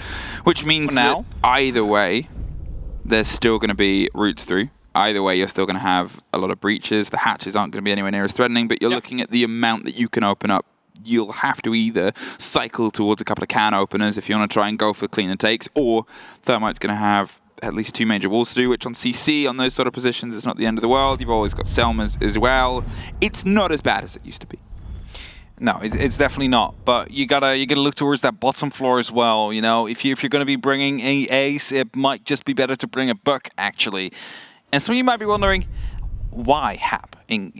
Why would a buck be better to go for the bottom floor than it would be to bring a ace? But that's due to the fact he brings, of course, 2 can openers, whereas the ace can only open up 1 hatch and a half, whereas the buck can open 2. Of course, you can also go for a little bit of a combination between the 2, bring a Therma, bring an ace, bring a buck, which is currently the case for the side of the Soniqs as we are headed towards the church site.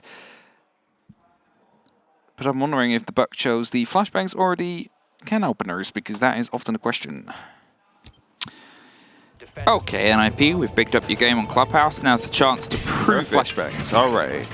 and it's also the chance for Soniqs to see if they can try and build back, because it's always devastating to be close to victory and then having everything start to crumble away. It's tough to take, and then to go off the back of that into a map that you know is always going to be an uphill, you're going to have to really rev the engines. It's engines we know that they've got, but they've been a little bit back and forth when they're obviously in international play, and again, they are so close, and sometimes being so close to capitalizing is one of the toughest bits to win, is one of those very tough rounds, as they proved in the previous thing, but also just a single point. They also have a game, obviously, tomorrow against M&M. That's the one thing that NIP don't have. This is their last hurrah to try and get themselves locked in on a good seed going into the bracket. That's it, right? You want to get that top 2 to get that extra life later on in the tournament. That is, of course, the goal of any of these teams, and still within reach as well. With how close the group has been, there's no one that is confirmed out yet. Of course, there is favorites to be out first, which is technically the least favorite for the map in that for the group in that case. But NIP nor Soniqs are currently in that position. However, it's better to just lock yourselves in, and that is what Soniqs, their mission will be here on Clubhouse. Just get that map win. It doesn't matter what you do after, because you are confirmed for playoffs. Whereas NIP, of course, they want to go for that potential top spot. That is what they can aim for.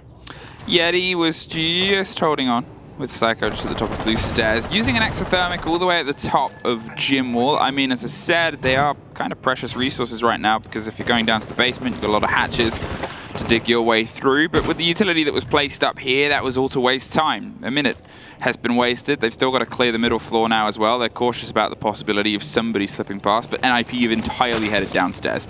They're not going to wait around. They're not going to stick on the top floor. They know that they've got solid hatches. Kitchen's done. It's not like they've gone for that extension over bar as well to keep that hatch open too. So Rexon is now going to have to rotate in. And obviously one more exothermic. You assume that will, at this point, with the hold that's done on Church, be utilized to open a hatch rather than anything else. And they use a Selma to long-arm the mirror window that is currently on pipes, but yeah. I mean, it's going to be difficult. There is some lack of utility here, you could say, on the side of the Soniqs if they want to open up everything you want to have opened up in an attack like this. 2 Selmas left, however. Seems like they will be used here on the hatch just to make sure that those will be opened up. So potential mirror windows are going to be sticking on for now, and with that extra exothermic we have, that might actually be on that mirror window on the triple wall. You never know, but you got to be careful there, because nitro cells could just be flying over at that moment in time. I think that's it. It takes now a mad dive to be able to get that in. That's what happens with the restrictions, obviously, when Habana's gone, is you only really have one long arm potential to get hard breach from range. Super, he's still got a locked-in kitchen hatch in front of him here, and only one exothermic, so he's got to make sure that this lands. A single impact trick, and suddenly this entire take has gone away. Psycho's going for it. Psycho didn't quite get it, and that is a very important part utility going in their favor. 30 seconds. They're stacking themselves up for the drop here. They're prepped for any chaos to start to come through. It's pre-fires, it's canisters right under that hatch, and they're going to wait for that to burn and burst. Kansan gets the opening on Psycho. The pressure comes round onto blue and dirt side. Super takes the drop.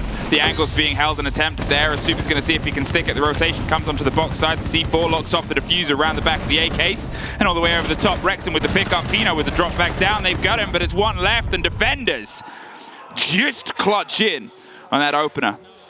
The last second diffuse drop there, you might have given away your life as a result, but there was still one NIP member standing to stay alive when it was most necessary. And that is going to be that first round in favor of NIP. It was a close call, we have to say. It should have gone the Soniqs' way, but maybe due to that lack of utility, we weren't quite able to open up all the positions. Of course, we will never know if their plan from the get-go was to go for the drop through the hatch. Either way. Hey, Stream A. Hello, Stream A. I was going to say, we have to welcome a couple of thousand people. I just interrupted you there. When you're about to do like a big thing of like, well, let's welcome them. I just went, hey, hi, what's up? We're here, Soniqs, NIP, bam, you know these teams. And bam, Soniqs are unfortunately one map down. They lost Coastline. Let's fill you in a little bit with a little bit more proper. Let me just pull up the whole round history here. Well, we don't need all of it. No, but I mean, give them some fun numbers. Give them some fun numbers. Give them some fun facts about the showdown so far. It turned out to become an 8-6 in the end. And entries, funnily enough, were also 8-6. However, most of the time the entries did not actually lead to round wins. NIP, they made use of a tactical timeout call by Soniqs after they won a round. Proceeded to win for themselves. That was the moment when Soniqs was up 5-2, and suddenly it became a 6-5. Soniqs closed the gap, however, NIP won in overtime. And that is the story of Coastline. And that leaves us now here at Clubhouse. And for those of you who are new to watching Rainbow Six Siege, there is some sort of universal rule that will be drilled upon you by any LATAM caster.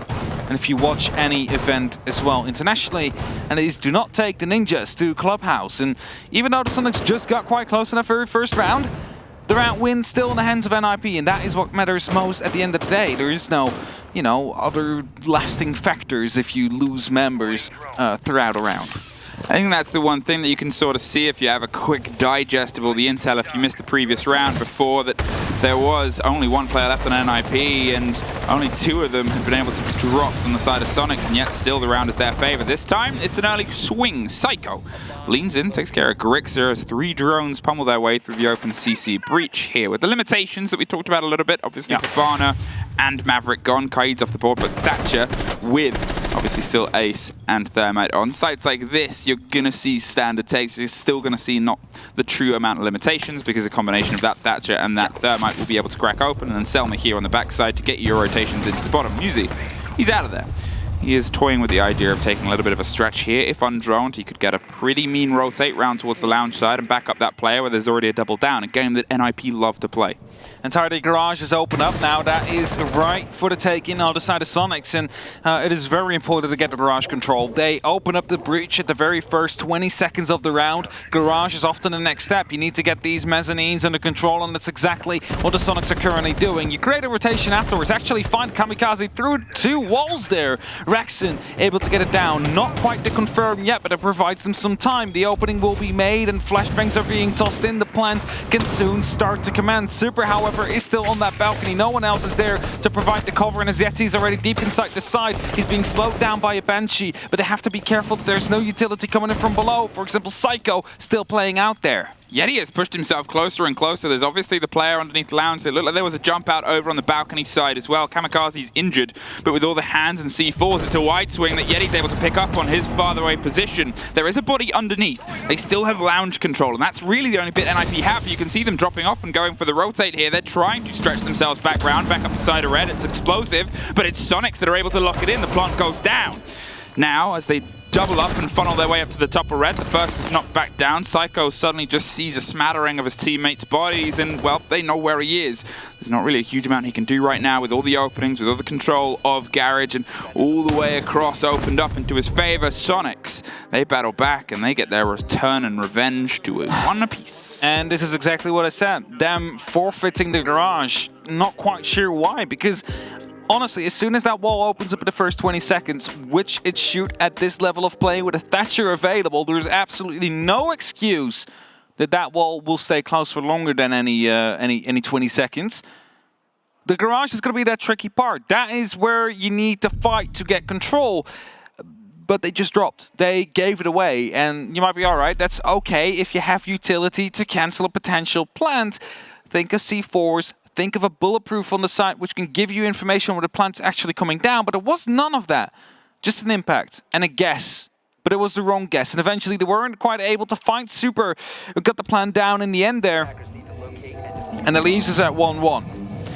However, with the Thatcher available, it should be more attack-sided to some extent. Walls are supposed to open up quickly. There is nothing you can really do against it, especially not if they combine the exothermic together with the Selma. And this, by the way, that hatch being open and the Echo being on the board, indeed, is a beautiful trick. It will be portrayed later by our Observer. I don't know who our Observer is, by the way, today. It's Cyano, I believe. Is it Cyano? Nod with the camera. Nod with the camera. That's not a nod, that's a wiggle. That's shaking. There we go, it's Cyano, all right. That's how you know they're a professional observer. Exactly. They respond to whatever you say. Okay, I'm gonna take a second here and just put a little bit of the weight onto this game for the group. Obviously, the people on Group A or Stream A, you just saw the result that happened between M&M and Empire. For context, NIP currently are not secured at this point on the groups. This is their last chance to earn points. If they get 3, they are locked in. Sandbox cannot jump onto them. Currently, they're even, and they lose their head-to-head with Sandbox, so they need a point. Soniqs just need one to be secured, because although both these teams started this game on 4 points, and Sandbox obviously still need the 3 from a win potentially against Team Empire tomorrow to have a chance, Soniqs just need one to be entirely secured. They just need a map. Opening will be made from the side of Strip. Long angles will be watched by Yeti, and this is going to be the first of openings onto the bar and stage site. And now Julio, stuck behind this small bar here, needs to try and hold off as much as he can. He has a reinforcement on the back, so the long angle will not be utilized. At least not yet, until it potentially gets opened up by Isam. I mean, Rexon is quite close. He could literally open it up as soon as a drone from Grexa comes around the corner. You see it as well on the top down. It's opening up. In the meantime, Julio is going to be stuck between a rock and a hard place here. Yeah, they're buried in a pretty tricky situation as the Selmas start to stretch it out over the stage, setting themselves up for a performance of, well, we're going to try and replicate what we did before. A grenade rolls, nobody is actually caught out by it, and, well, Super actually finds the first onto Julio and goes to stick it afterwards. Grixer with the cover round on the far side, and Pino at least bites back, but it's a 2 versus 4 now. However, the diffuser has just been recollected, going for a replant. Musi just misses, gives the game away, and gets picked up by Rexon with a beat cover. Kamikaze. Well, he's a little bit late to those Echo drones, so he's just going to see if he can utilize it to maybe get some intel and information. However, this from Soniqs, it's a heck of an opening and a heck of a catch. They don't quite get him and pot him on the billiards table immediately, but he's still entirely surrounded by the circling Soniqs Sharks, and they're a little bit hungry. 2 rounds in a row for them. 2 rounds in a row indeed, and they are starting off strong yet once more here on Clubhouse. It's good to mention, attack again should be favored with the way that the bans went. Yes, 2 of the Heart Breachers have been taken out. However, the Thatcher is on the board and you still have 2 left. It is no longer year 1 where we just had Thermite and later Hibana joined the fray. There is plenty of ways to open up now. Multiple operators have these can openers as well, which of course gives you this many opportunities. You love saying can openers. You know, do you know whose fault? The man who's currently taking photographs is the one who introduced it to us. There we go. Quickly pose, so Blue's off camera. So you first worked with Blue in Sweden not too long ago in Gävle, and the Americans, the NA casters, which I'm sure you've heard if you're Soniqs fans, they call them can openers. Right. Little hard breach pockets. And you have not been able to stop saying I've taken this is the fill into the timeout here. Yeah, just a quick fill. It's fine. It's fine. You know, sometimes we have to interchange a little bit with the culture. Yeah. Is that the cultural divide? I don't know. What do we have then? I don't think we... It's a technical timeout. So this isn't either of the teams' tac timeout. The mic's there. Although, yeah, Bob's mic is down. I mean... It's hard to tell, because sometimes they have them down and sometimes they have them communicated.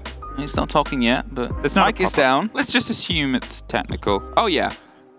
Yeah, there's a little bit of a problem. Okay, it is not. So the coaches will not be talking. Sorry about that. Just to get... We wanted to make sure we gave you the correct information, and we should always trust this. It's always the fun thing of guessing based on who's talking, but they'll get it sorted out sooner rather than later. And either way, it puts us in this situation where things were starting to slip away from NIP, and, you know, they have a moment to talk amongst themselves here. Look at that setup of Joe, bro. Into it. Like the real director of Siege there. Just here he is. Instead of Ash, Eliza Cohen. No, most of the names as well. Either way, yeah. Actually, I saw it's quite funny. Something I'm just going to fill here. NIP, the players, they all have like a little towel in front of them. They're green colored. I'm not quite sure if they're specific ninjas in pajamas towels. Either way, they use them for if their hands get sweaty, just to make sure that you have the optimal grip on your mouse afterwards. I also have these little heat pockets on the side of Soniqs. And of course, often hot towels as well, just to make sure that your hands stay in the optimal position, because cold hands or sweaty hands, this is not very pleasant to play with. And it might hinder your performance. Either way, the Soniqs have started off quite strong. 2 rounds they managed to pick up. NIP only the first on Church Church Arsenal, that was. They will be going back there. I'll give you that spoiler alert. But it was quite close, we have to say. The Soniqs, they did come quite far, and they almost managed to pick it up. It was a 1v3 in the end, but it was just the fact that the diffuser was dropped, which allowed NIP to pick up the round in the end. And the other two, I mean, Bar is still a bit of a tricky site, you'd say. Doesn't get played that much, isn't won that much either when it's actually being played. Recently. It's had a little bit of a pop-up. Yes. And I think we've seen it more times than we ever saw it in its entirety that it was an option before it was worked. I totally want to thank myself for this. In just this tournament alone. That it was an entirely a meme site before. It was not a meme site, Emmy. Club had 3 valid sites. and then the bar had a rework. And it's not to say it's, a fantastic site, but it was horrible. It has, but now it has options, and now it has explorations, and we've seen different ways of holding it as well. We've obviously seen the Echo play that's pulled in from a couple of different regions. When we saw it from APAC play, I think it was Cyclops played it the other day, and we got to see them do that thing where they entirely opened pretty much that bar wall into the corridor and set themselves up with deep angles from kitchen and the stair set, and sort of utilized it like a back ballast bastion, which is a bit risky because of all the windows and ways you can break in via meat locker, but still, it's these little adaptations, these translations. I think generally the consensus is try and keep vertical at least for as long as you can. But either way, it's the great minds of the many regions of Siege. It definitely is. Just waiting, by the way, for the technical issue to be resolved, and then we get underway again. So it is a bit of a mind game now. Who is going to be staying focused into this kind of situation? As it does take you out of your focus just ever so slightly. It's something you'll have to learn to deal with. I mean, I remember on my first LAN that I've ever gone to as a commentator in the Netherlands, I had a 8-hour delay. What? Yeah, my first game. Your first game had an 8-hour delay? Yeah, that was something else. They forgot to install Rainbow Six Siege on the stage PCs. Okay, well that's... Who guesses that when you're on LAN with thousands of people, the download might not be super fast. Yeah. Yeah. Well, those things happen. We'll be back in as we fill the time with a couple of stories as soon as possible. The most fun rehost I've ever had, or situation I've had that delayed a game, was 2 of the players had an argument about their girlfriend. It was very dramatic. Yes. And this was a really long time ago. This wasn't anything proper. I get the sound. I see the sound. We're back in. Now I don't need to fill time with this. I was just debating, how does that work out? I mean, I remember when a player accidentally stepped onto the power cable of their entire block and just like 2 NPCs were suddenly without power. Amazing. Good old days, A player did accidentally kick off another player's. I think it was just in the practice room whilst we were here, though. I think it was an OXG player. I maybe vaguely recall seeing a tweet from an NA team where somebody turned off somebody else's computer with their foot. Either way, we're back in. Soniqs. They've been able to thread 2 rounds in a row. NIP, they opened with a success down here, but to be honest, it was a bit scrappy and a bit close. They handed over a lot of territory quite early. Now, I am never really going to sit here and tell NIP how to play. Well, to be fair, most maps, but Clubhouse specifically, because it is so well defined by them. I believe the statistic is the last 7 times they've played it, they've won it every single time. They are hot property on Club. So those adaptations, it doesn't matter what I say at this point because they know the game that they want to bring to it and they've proven that they can bring it very, very well. But still, for my money right now, what we're seeing from Soniqs is a really good step up. Their control of the space, their positioning and when they want to put the pressure from outside of this time round, the way that they're doing their approaches, the CC lock-in, the movements that Yeti was making where he dove his way through servers and tucked himself in that close corner to set up the crossfire angle. Those are the things that we started to miss a little bit on Coastline. And those are the things they have to start showing now again. Now, we are back at the basement. And there's a bit of a roam going on, mind you. Muzi and Pino currently not directly on the side. However, they are slowly starting to fall back as they descend the stairs together with openings being made in the jacuzzi wall in the meantime. That's super putting up some pressure here. Now, some of you might be wondering, why would you open that one up? It's not on the side. It's just to create that extra bit of pressure, create an extra entry as well. We all know window hoppings are quite dangerous. It costs you a little bit of extra time as well. And this way, there is a quick to rotate back to the outside area if you need it. This time around, still no heart-breaching gadgets available on the attacking lineup. 4 grenades, 2 smokes. Then we have that 3 Selmas, 2 in the meantime, and 1 more extra thermic charge left. So they probably will be going for another hatch drop again, I assume. So a different pace approach there that we saw from Soniqs as Grixer very quickly got himself into the stock room and made sure he had the cross angle towards the player that last time was quite late on blue. Here, Yeti's going to pop open that stock supply hatch down towards blue and then start their stretch towards the stage on the other side. They used the Selmas to get open Moto before, and then it was a bit of a pressure point of that final remaining exothermic onto that hatch in kitchen. If that's where you want to play the plant, you've got to be delicate. Uh-oh. Hansen just survives. Scraped by all the shrapnel in the world, but bloodied, you can still hop along. It takes a bullet to kill in this game, and sometimes the players try to ignore their health as best as possible. As long as they're still running around, it doesn't slow them down, nothing more. Bit of health coming back up from the side of Grixer, of course, using the adrenaline surge to get Kansan in a bit of a healthier state here as he starts to open up all around the hatch right now just to make sure that it's not going to be challenged as much. Pino, however, is standing by with a nitro cell in hand, waiting for the hatch to potentially open up. It's a grenade to get sussed in, but that won't scare him. He tosses it in, but it's not going to be hitting anything as it falls short and won't be able to stick onto the ceiling at all. 3 men now inside that kitchen. You can already tell what kind of a take it will be. They will be dropping down his hatch. Psycho is important really with the actual thermic. He gets it. He get the impact trick on it. There is no extra thermics left. There is no Selmas left. They need to go for an additional take right now. That was entirely so worth the trade of Psycho's life there. He ran for it. Now they're going to see if they can breach and put some pressure onto this side. Slips past. Stunned anything, and Rexon down the corridor. Kamikaze battles back from Dirt, Super, and Julio either side. 5 seconds. Kamikaze sets himself in for Super on the far side. Plant dug in, dropped off. That is a Soniqs that suddenly went, we got to be down there, and then they just absolutely burned through the hole that NIP had left, found a corner, stuck behind it. Sometimes your plan B is go, go, go. They went.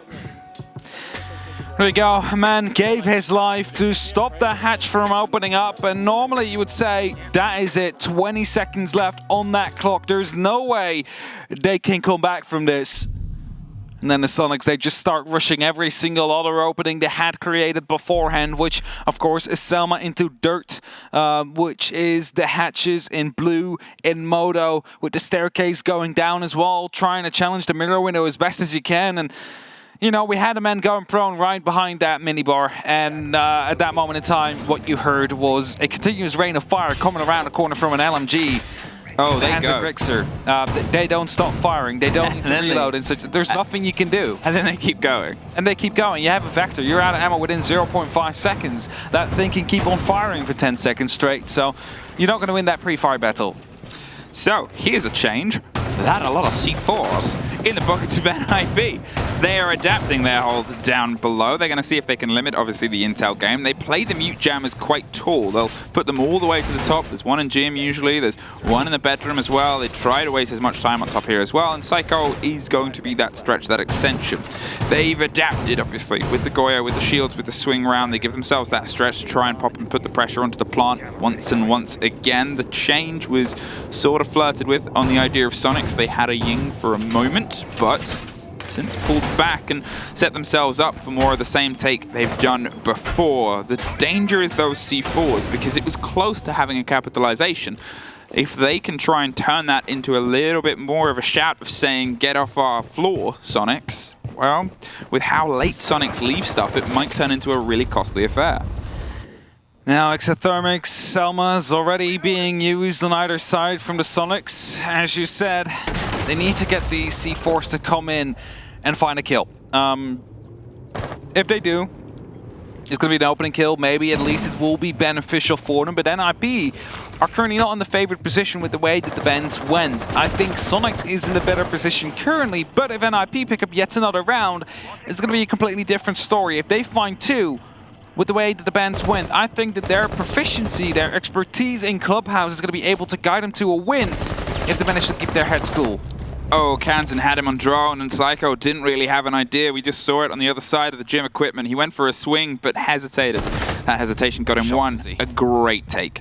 Musy's able to lock off Yeti on the far side, and he's just going to sort of hold himself in the structure. He knows that they're wasting time, and this is a play that we haven't seen NIP do. Regardless of the amount of times they've put this infrastructure up here with the reinforcements, with the mute jammers, they never truly stuck behind it. There is another fight. There is a take from Kansan, is able to get that little bit of control back, but This is the first time we've seen these blows happen. This is the first time we've seen removals, and now you look at the timer. At this point, previously, Soniqs were knocking on the walls and the roof of Kitchen and the site itself, and they've never really had a lot of time anyway for the execute. Now, you've lost your Thatcher, which is, of course, not the end of the world. There's currently no electronics being used. However, there's a mute jammer on the board, a couple of them, which means that the drones are not quite going to be able to get the control or get the information they want. As more hatches are starting to be opened up right here by the Selmas of Rexen. They are preparing themselves to go for that very final take. The question, however, will be, is it again going to be Church, or are they dropping for Blue or Motorcycle, as those hatches have already been opened up?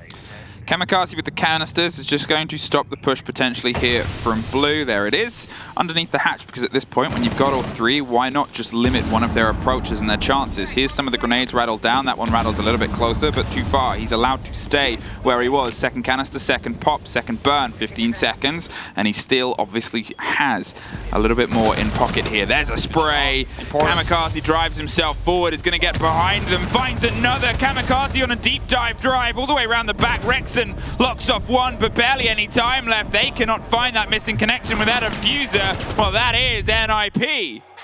Such an important kill on that diffuser down there. It stays up on the top floor. They're forced to go for fights instead of trying and get the case down. And that leaves us right now in a situation where NIP have that second round, the opportunity to fight for a third. And if they manage to get that one as well, it all started, of course, with Muzi being able to fight back at least a little bit and deal some damage. But that diffuser kill was the most important part. The time ran out right afterwards. We get another little pause coming up. Another little pause. Little pause. Another little pause. And it is... I mean, it's 2 rounds. It's 2 rounds for NIP now on their defense, as you said. And there is a lot working for the attackers in this moment in time. And I think we'll have a better story once we get to the side. Sorry about this, it's another tech issue, so we'll hopefully be back in sooner rather than later. But it's also worth noting and sort of looking at the fact that the 2 rounds that NIP won were down to the pressures of time, was down to the fact that the clock ran out. It was still close and back and forth, and yeah, those are a veritable way to set yourself in the strategy. It is your 6th player. It is that entity that helps and drives the defenders. But in the same moment, in that same sort of movement, when you're trying to get that statistic of how solid are they, how much are they holding off, time is something that Soniqs could surmount. Time is something that they have before. It doesn't become a steady reliance for them. For sure. As we're just trying to get everything sorted, the 6th round will wait for a small bit before we get to see it. Seems like for now it would be a gym bedroom push, but it of course hasn't been locked in yet. Waiting for everything to get sorted, and as we go for another quick pause here, it is again the focuses that get disrupted ever so slightly. After the previous pause we've had, it was a one-on-one in rounds. It was Soniqs that managed to get Church, but it almost went wrong, we have to say, because that was the fact where the impact grenade came in, destroyed the exothermic placed on the kitchen hatch, and they had to go for a panic push. Drop every other hatch you could and hope that it all sticks together, and stick together it did.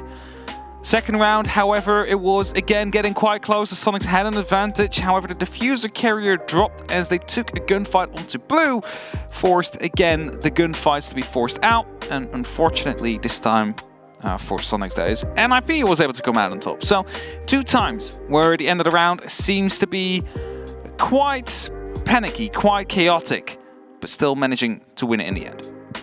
Now I think this fix might be a little bit longer. I don't know if we potentially having a look at something else. I think I've heard there was an interview. An interview. So, as we get all this sorted out, obviously with everything on the line, we want to make sure that it's all clear and cleansed. We're just going to throw it to a quick interview to get a breakdown from the players themselves. My name is Julio, my nickname is Julio as well, and I'm support player for NIP, Ninja and Pyjamas.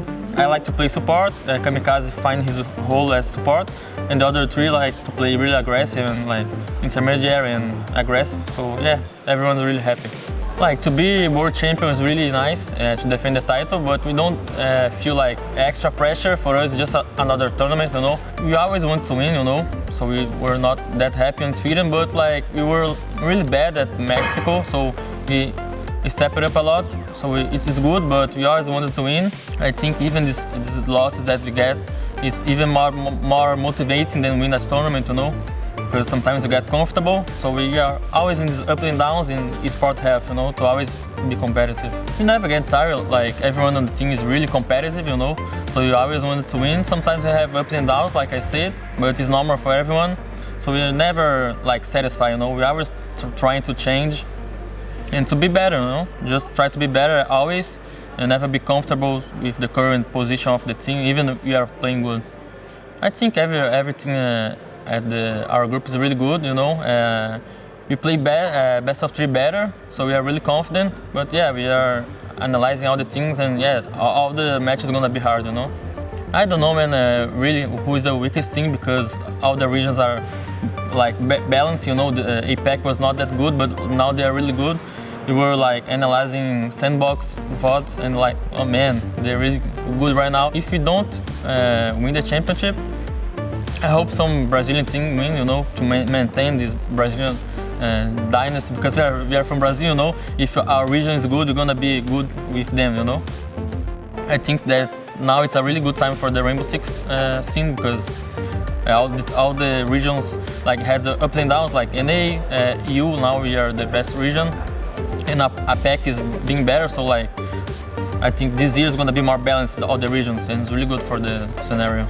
I hope you guys are prepared, you know, and remember that we are the last champions and we're gonna be really strong for this tournament too. Let's go. We're gonna win again.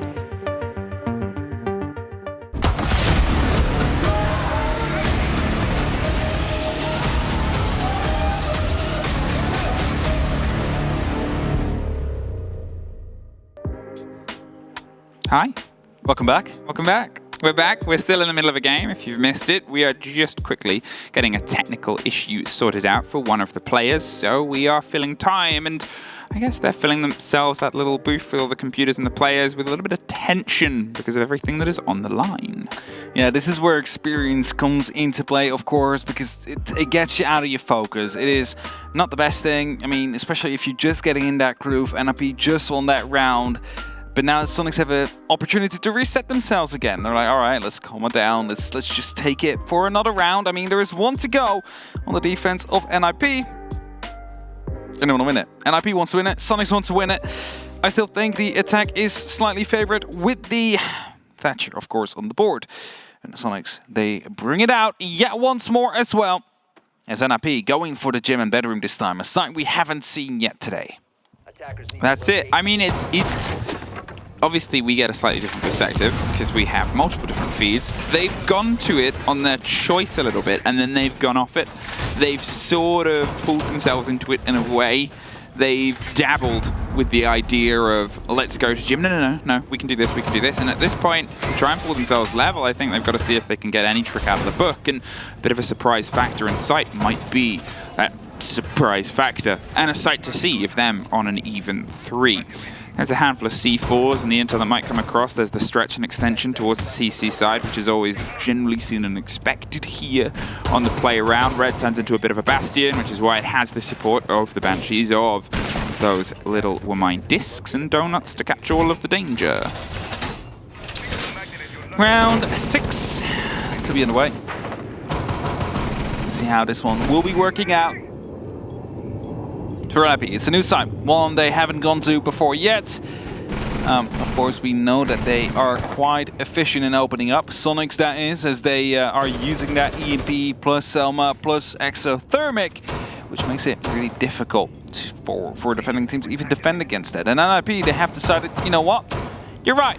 Let's not defend against it. Let's just have them, let them have it. And with that, of course, these openings get created. The attackers have these points of ingress, and those are difficult to defend against. The wall gets popped on the far side, but it's a standard procedure at that point. That's always going to sort of get cracked open, apart from that one time we saw a bandit trick from Cyclops earlier on, but that's not really common anymore at this point. It's just that eventuality, but you still have to do the clear from all of the opposite side. You don't quite have that safety, that stretch that leads its way all the way through. There's actually the setup and angles into Jim from the far side that you can see. Musi is stepped up on that hole, that angle drives all the way through. It means you have to get this clarity. You cannot just try and force and funnel your way through. And then with Julio protecting that extension in the middle of construction, regardless of the pressure that gets put in, Soniqs aren't going to have the easiest approach here. The drones start the ping on the bubble, just keeping a keen eye. They have the Banshee in the corner too, and it's just a heck of utility in a very hotspot corner. Now, one thing to mind as well, both exothermics have been used by Super, one on the construction wall, one on Jacuzzi, meaning he's not going to be able to open up onto the bathroom at all. Rexon is the one that will have to do that, of course, with the opportunity of potentially using the Selmas. I believe there are still 2 left, so needs to make sure that he doesn't waste them or dies before they get the opportunity to. Otherwise, you're going to have that player just sitting in there and finding an angle as soon as you try and go for the plant. The bubble has been taken out, however. Grenades have been tossed in. Selmas will be tossed in now as well by Rexon to create a little bit of a longer opening, but now shields become a bit of an issue. Trying to look through these windows, find if there's an opening they can go for, and Super ready to go for a plant is going to be covered off by the smoke, but pre-fires are coming in. There is going to be another bubble potentially looking through there. Pino is coming from below, might have a nitro available. Yes, indeed he does. And that is going to be dropping the diffuser to get away with another kill from NIP. Yeah, he's going to see if he can get it picked back up and potentially rotated around, but with Pino underneath, it gives them no true security. Pops himself back out, but there it is. Psycho swings around, a handful of seconds left. They entirely fed themselves into that absolute churn of players and bodies in the gym itself. They're able to find 1 on the far stretch to make it a tally of 2 total, but the 3rd round for NIP comes just at the turn of the half, tacked on with a double. They've been able to find a bout of momentum here, and they're about to shift to their attack, and potentially the last we'll see of them today versus Soniqs. The 3 rounds NIP have won on defense have been written down in my notes as in 0.0 time left. Diffuser got killed. Round 5, diffuser dropped on the hatch. Round 6 stopped the diffuser before it went on. So the 3 rounds they won was due to the fact that Soniqs tried to play that objective. They wanted to get the diffuser on the side and lock it off with 45 seconds on the clock. However, NIP managed to assassinate Super as he tries to get that diffuser on the board, and as a result, they play all around it. That is suddenly their win condition. They have it under control. And NIP, 3-3. That's a decent split. Now onto the attack themselves. We'll be using a pretty similar lineup. Thatcher, Ace, and also the Thermite, of course, with the exothermic charges, will be accompanied by the Sledge and the Zofia for some soft destruction. Potentially an LMG even on the side of Musi. Oh, definitely an LMG. Definitely. Yeah, well, I was looking at my screen, which doesn't include it, but we have it on. Yeah. You have so many screens here. There is a. I mean, it's good unless, as you said, you try and pull from information. Yeah, from the wrong screen. Yeah. The wonderful work. Which, in the first time I started casting this at some point. Yeah. The first aside during one of the games, but I've learned now. Changed, man.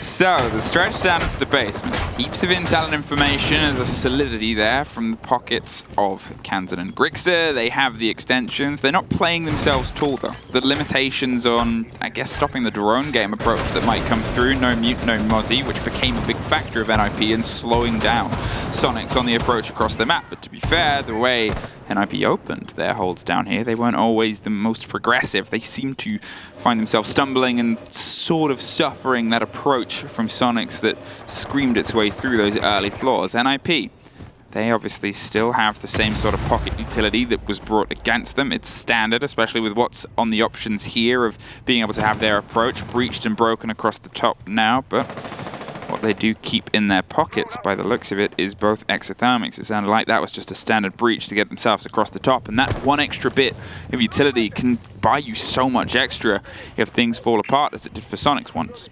Could be an extra Selma you have left in the end, and you could potentially use to get rid of a mirror window on the triple wall, which suddenly makes that position a lot more viable. Psycho has to be careful though, as he starts hammering up the floors. There is some members on the side of Soniqs opting to go for either a quick shotgun burst or potentially a nitro cell to be tossed back at him. As long as that is on the board here, his life is in a bit of danger. Of course, he wants to dislocate these players out of the back of the Arsenal room. They want to go for a potential drop as Kamikaze opening up the dirt tunnel here. Yahtzee will be in there, but will be forced to fall back just ever so slightly as he's no longer sure whether or not he will be safe or not.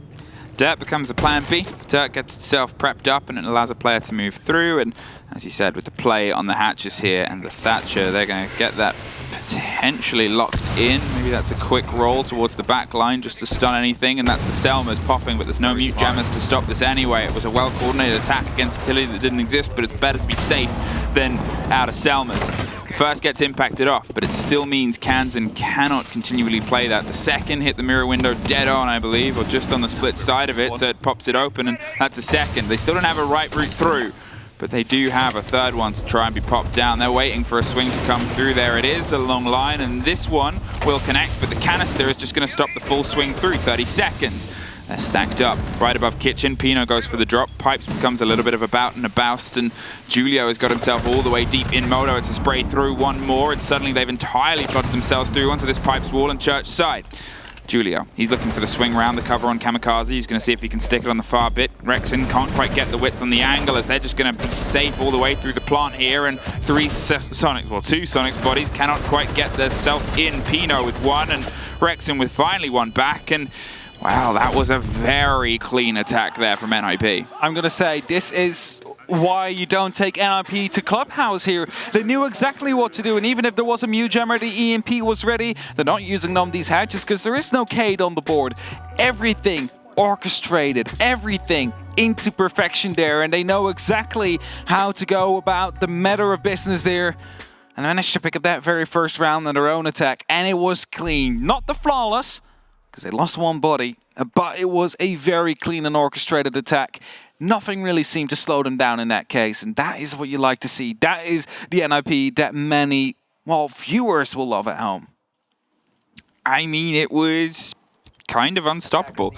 And that sort of moment where you could see Soniqs were trying some plays and ploys. They tried to pull themselves back, impact trick, but nothing sort of stopped NIP. They made sure that they just kept on continually applying the pressure across the board. They had the drop come through onto Moto. They obviously still had the watch and the crossfire that was able to lock it from the main door right the way through into Church. And it's tough to try and pull stuff out of that sort of approach before it is already knocking on your door. Here, Jim, it's going to be a different swing in. Obviously, there isn't so much clearing of the rest of the map that NIP have to do, but at the same time, it makes it a little bit more awkward to get your intense lockdown and clarity inside. Standard lineup that's coming out as a sort of extension here from kind of both teams. You can bait and play against it. You have to catch on a lot of explosives in the pockets of Soniqs too, and they've got themselves set up, potentially stretched and ready for a hold here across the top of red as well. 4-3 current score. NIP already one map up as well. For those of you who are just tuning in, it was a map that Soniqs was leading comfortably 5-2. However, their timer they called themselves led NIP to be able to mount a comeback.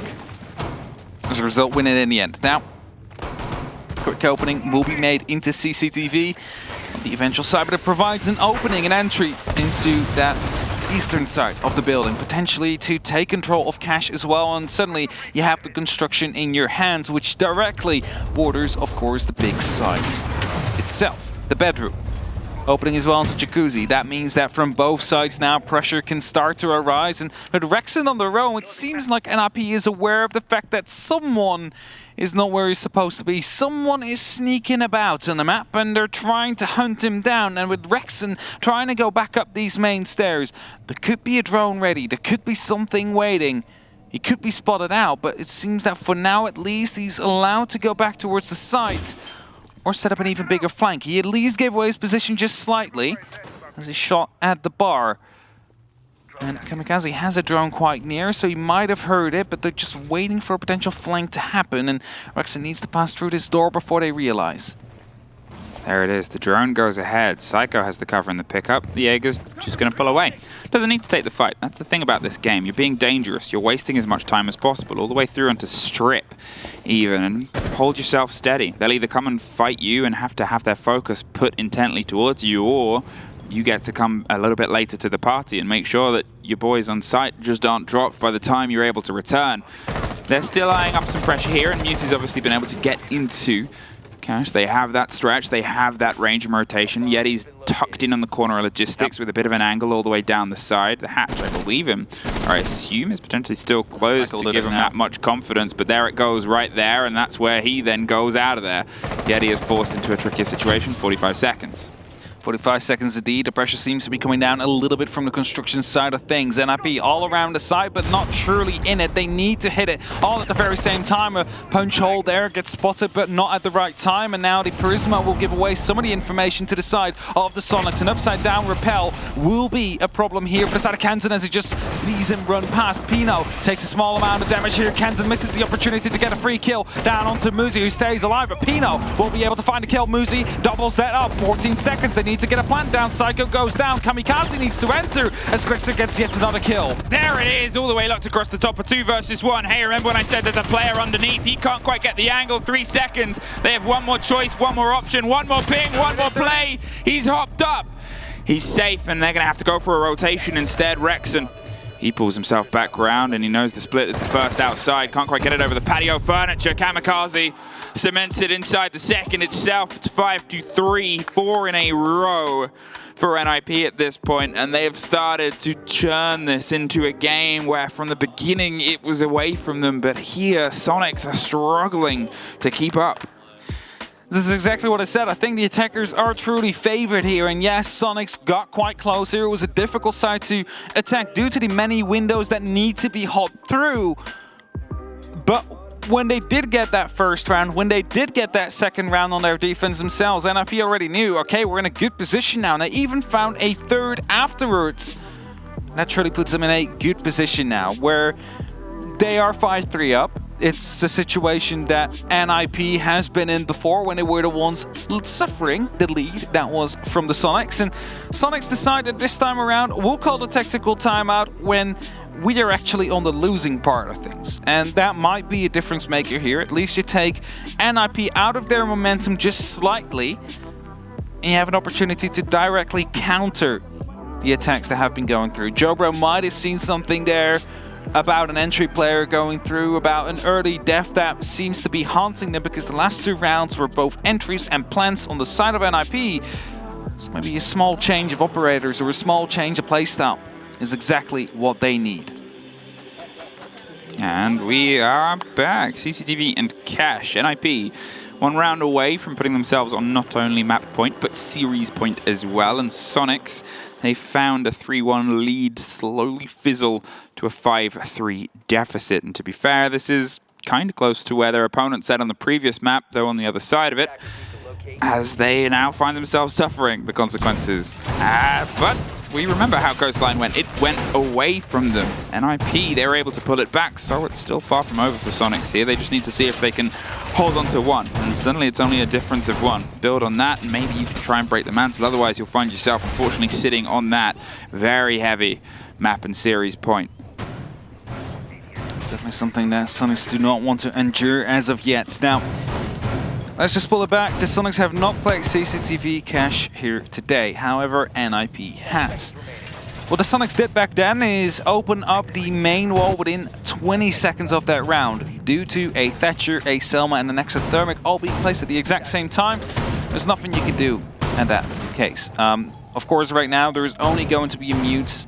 They might not even have to use an EMP right there, but potentially will, just to be sure about things. Actually, what's happening here is an opening already into that garage. This opening will allow you to hold the window, so any potential drop back from the player inside the garage, which would be Kansan in this matter of time, would be able to be picked up by a player holding that angle. NIP as well don't really seem to be wanting to get Pino over to go for a double take, so just the Exothermic will be placed. Not even an EMP will follow up, because they know exactly what operators are on the board right here. No need to double down on things, and he saved that utility for another place. Rexon under a lot of heat and fire here. Here's the Selmas popping off behind him, and sees the drone, drops out and falls out of there. Isn't going to get caught as of yet, but clearing garage is in some books just as important as actually getting the kills inside of it. Kansan is on the second story, waiting to try and peer down from the rafters and lock down anyone that goes for the swinging on the door. But with those ADS and with the idea of his echo drones kind of feeding when somebody's going to enter, it will come down to the support that comes elsewhere. And Lounge, well, Muzi's trying to eye it up. Suffers a little bit on the way out the door, but they've already been able to clear some of it. There's a drone dropped. Potentially some of the control there. It might have even been actually a claymore from the pockets to just protect the staircase, and getting rid of that utility is something that, well, maybe it will cost them. Here it is though, for next bout, the fight that's going to happen over to that single player. Prone up there, you see the feet sticking through every now and then. A grenade is coming through, but there is still ADSs that will be catching things up, so a gunfight needs to happen instead. A small amount of damage will be done to Kansan, who knows that the push from the stairs should be inbound. Currently no one watching the cameras. There seems to be a bit of a freightness coming through from the side of the oil pit, and there's going to be Kansan who gets the opening kill. That was due to the fact that he was distracted by the piece of utility out there, the ADS, and now a second man of NIP needs to start coming through. Yetai drops, but it's another kill that comes through before Grixer trades. It's a 3-3, but the garage is under control of NIP. Musy's looking up red right now. They're going to see if they can try and put some pinch pressure on the far side of this. They've been able to stack some modicum of control, but it's not quite comfortable. Finally, they have themselves inside rafters. They can angle up towards that default plant spot there, and there's not really anything in the pockets of Soniqs to be able to throw over the top apart from these smoke canisters. They'll have to be played to perfection if they want to try and break away from this final 30. They're aware of this. They're able to slip by. Grixer hopped up, finds one more, looks for another, and there it is! Is able to take entire control of the bodies that try to blow their way and bowl themselves past the top of the rafters. There's a fourth for his trouble. There's a timeout that's brought them some success. It's a 5-4. 1 round is the separation now between them and the team that is otherwise just ahead, but there's still that pressure. That was their third attempt on a defense. That's it. That was their third attempt at CCTV, and it will now be locked for 2 more rounds. So the first time they can play it again will be round number 12. If they manage to live that long, they need to find one more successful round somewhere, at least, to find themselves to be able to play it again. And Church will be brought out again by the side of Soniqs. The site that was played into the perfection on the execute inside of NIP. So they have to try and find a counter to it. And that is potentially where this timeout also came into place. All right, this is what happened. This is what we need to do to stop it. Let's bring that bandit. Let's see if we can potentially find a way to stop any of these Selmas to pop off. And this is where the bandit comes into play. You cannot EMP that. You cannot EMP an active trigger because he'll just put down the charge at the moment the Selmas start to pop, and with that you can defend your utility. The bandit in the pockets of Grixer here, and on this site, it's one of the rare times where they can still have a usage. Obviously, the way it was played before was that stretch and the push, but with the Thatcher on the board, you're gonna have to be kind of quick and hot about it. However, you're looking at the limitations in the sides of NIP. You're looking at the fact that it's pretty much all the Selmas to be able to get themselves a rotation through, and a sightline is one thing, and it is a big thing, because then it allows utility to start to fly through as well cleaner, let alone the angles it can open up, which were punished before. But if you can stop that becoming a rotate, suddenly you've made yourself a little safe shell, and that does probably include some of your utility being destroyed in the Thatchering, but even just catching one might be a turn of force that could bring them a little bit more success. And there's a bit of a roam going on as well. Rexon, who was playing on those rafters, but will drop now, just like Yeti. So all 5 members from the Soniqs will be back on the site and taking their positions for a potential push to come in from NIP at some point in time. They've opened up on the top floor to taking control just ever so slowly, using breaching charges where possible. Actually a lifeline used from Musi on that first wall. Thinks it's not going to need to potentially to take out a shield later on. I mean, Super has placed one. There was also 2 bubbles on the floor, but most likely we'll try and take control of that with grenades or even an EMP. As they're slowly starting to clear that first floor. Now the call comes through. It is clear. No one's out here. Start opening up. We can make this pressure happen. Let's just do what we did before.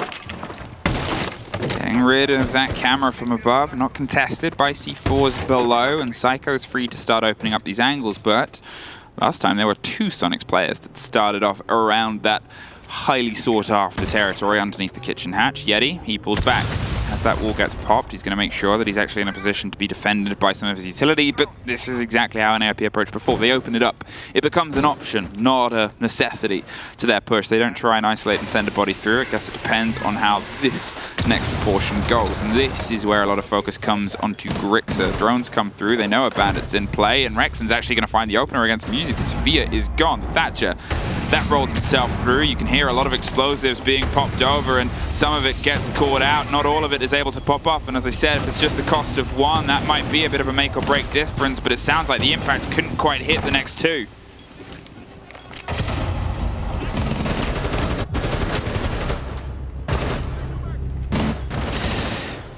All right, so we just got called that the next game will be starting as well. So the A viewers, you will be seeing the command center as well, as Kamikaze will be starting to go for a plant, or at least try and get into a position to do so.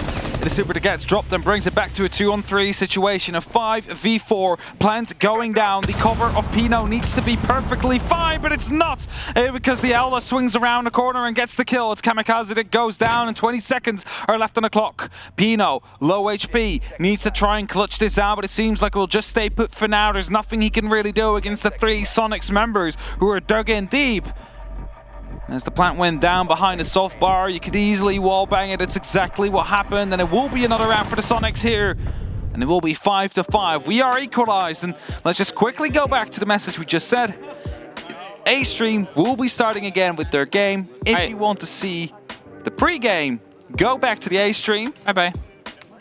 But you can also just stay with us and watch the rest of this game. If you're an NIP or Soniqs fan. Yeah, if you want to see the pre-game, head over to A. If you want to stay with us and keep watching some game, stay on B. Some game. Some game. Gym bedroom. And a tactical pause is coming in here now from NIP. They're going to utilize theirs. The previous ones that obviously occurred on their side were technical. So they still have their tactical. They can use this to talk, and well, it's a moment to do it because they are 1 round away. They've lost that 2-round lead that they had, that they've been able to construct. They just need to try and cement themselves OT and then potentially lock it out in this time. Soniqs at the same time, they might be able to push themselves here into that OT, into that most precious 3rd map, and that is the sort of position that they're working with right now, is they aren't far away from cementing themselves. As we said at the start of this, they just need a point. They don't need the full series win, just a point. And they are locked in for the playoff stage. Yeah, that's exactly what they need, and that's what they're still trying to chase. And for those of you watching who are used to best of ones, you'd be like, all right, that means they just need 6 rounds. Also not the case. They've already done that. Coastline, it was, went to 8-6 in the end. But we give points based on maps. If you get 1 map, you get a singular point. If you get 2 maps and the opponent got none, it is 3 points. So 2-1 victory, 2 points for the winner, 1 for the loser. 2-0 victory is 3 points for the winner, 0 for the loser. But what's more important is that we find ourselves in another sprint to map points. We found ourselves in a situation like this the last time as well on Coastline, where it turned into a 5-5. Round 11 then went in favor of NIP, who were the ones on the comeback. Eventually they won it as well. This time it was Soniqs who were on the comeback. Just got 2 rounds in a row as well after their own tactical timeout. And NIP decided that it's time to call their own now. Let's see if they can reach this gym bedroom once more. The slight change that we're getting here from the side of Soniqs is obviously the mirror. They'll give them an extension. To be honest, it's one of the more familiar operators that you actually get on the gym side. You'll usually see them stacked inside shower with potentially the other on the small box. We just seen Super Open, or I'm supposing here with the lead-in across logistics with that sight line towards construction. Limits the movement that they can make, which NIP did utilize before. They were quite late to pop open the hatch, but if they get the drone and the idea that there's mirror windows there, they might try and make those movements a little bit earlier, because a grenade round to that corner can really isolate a player where the only other way out is under the direct fire and sight line, usually, of a player ready to catch you on construction window. Currently the entry kills are 4 for NIP, 6 for the Soniqs on this map compared to the 8 for NIP and 6 on Soniqs. So we're equally matched out overall in the series for now. With Kamikaze getting a quick opening done onto the Jacuzzi wall, they could always try and bank it a bit of, on the back of speed, because there is no one in the actual site as of now. Super still deploying these mirror windows, only just we saw, that's Kansan joining back, and there's just nothing there for now. Psycho set himself up underneath, and with the 2 frag grenades in pocket, I think he might be trying to see if he can potentially play against the positions that were prepped and set up. That is all soft from kitchen into logistics. That means those mirror windows can become much more impossible to watch. And as I said, if they got an idea, they might go for a push on that side quicker. That is entirely what's happening. A very early break on that hatch compared to the last time. They've sort of segmented most of their attack, their approach. They had the timeout to talk it and talk about it. And they've gone for a much more bold and brash front door approach here onto Takuzi so far. Muzi might be jumping in soon. He first in the Gemini. No one was checking the jump in from the window on Jim. And now he's sending a drone right after as well. Psycho is below, is trying to get some grenades in. So on the back of that one, we might see a bit of aggression coming through. That's the first one. Psycho finds Kenzen. It's the entry NIP are looking for, because the last 2 times it didn't go their way. They lost the round as a result as well. Rexon might be next door. Yeti, as the nice grenade comes, actually put back in pocket. He's trying to re-go for it. This time a little bit too far. Doesn't find anybody. Just a small amount of damage done to Rexon, who's challenging the hatch currently. Yeah, that's it. We saw the player sneak in early on, and that's the different game they've gone for. They've tried to utilize those reverse vertical grenades that have a huge showing at this SI. There's still pressure, there's still angles, there's still danger, and as drones whiz by, Super's trying to find some semblance of safety. Slivers his way and slinks behind the shield, locked off and blocked by a little bit of the work of the bed. It gives him some of a break of the sightline, but Muzi's stepping in. He's going for the pre-fire, and he doesn't quite get the connection. He needs a bit of support now, and Super doesn't have it either. It's a little bit of a misnomer as Psychos locks it up from the far side. Muzi with one apiece. Now inside the site, it is just Yeti up the back stairs, gets one, pre-fires for the next, but they know where he is. NIP, map, and series point. There it is. They find it quite cleanly here, and for a while the actual site itself, it was open, but that actually allowed them to, at some point, you saw it, Diana just walks in, gets into the bathroom, and after that they all collapse onto the site, and NIP, they take the important round 11 and put themselves up onto map and match point here. As the Soniqs will be going back to CCTV yet once more. They need to win this one like they did in round number 9 if they want to make sure that they're pushing overtime. CC, and this was a good hold from them, but it came down to a lot of the heroics of that Echo that wasted a huge bout of time, and then obviously Grixer popped up for a 4K, but that was because NIP were under pressure. They couldn't do any of the work to force him out of where he was playing onto Cash, which usually is the second step. Once you've been able to get that garage control, then you potentially throw someone over onto logistics and force that player to be more uncomfortable. It means they can't just hop up a table and get themselves dug in for that angle. Either way, it was a Soniqs round before, and there's been the conversation since in the pockets of NIP of how can we start to trade some of these more into our favor. They found one, double it down, and they've locked off today and locked themselves in. Now with the second half, the entry kill directly translated to the round win, not over the entire series, but the second half has been super accurate according to that. 3 by NIP all led to round wins from the Soniqs. So whoever gets the first engagement will be feeling a little bit less pressure upon themselves, especially if they find the Raptors control with it. I think that's the important part. They failed to do that successfully in that last round. They lost some members, they took some damage as they try to take control. This time around it's going to be 2 members of the Soniqs playing on those Raptors, and not a single drone currently in position to actually give that information away. Also, the opening hasn't been made yet, but what you can actually see there is a Capitao in position. Smokes and asphyxiating bolts could be the differentiating factor right here as Pino starts opening up. If they know someone is right below that window, they could just burn Rexon out of his current position. And this is it. This is what I talked about, how it was a really good burn of time before. It seems like they're focusing as much time as possible there on how they can try and put themselves in. I'm assuming Julio isn't there.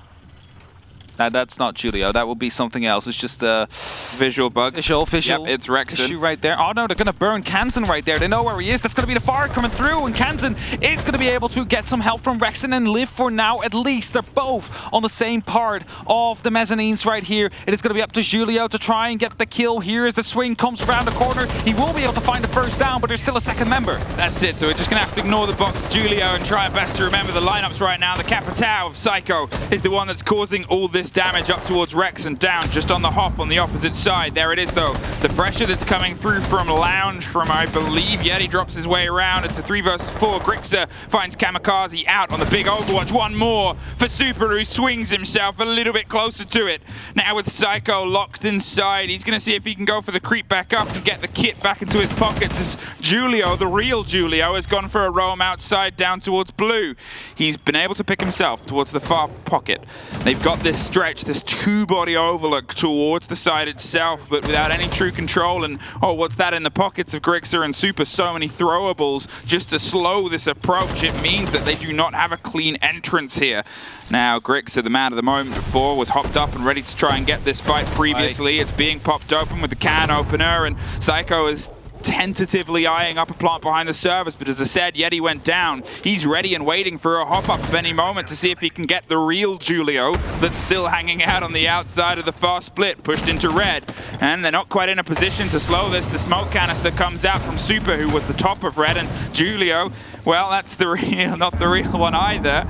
His Yeti is just opening it up. It's all Julio now. It's all Julio all the way down, but he's able to actually provide some support there, and the real Julio is going to have to win a very important firefight. It's able to do a lot of scratch damage, but the smoke canister doesn't quite get it. It is locked in! And Grixer!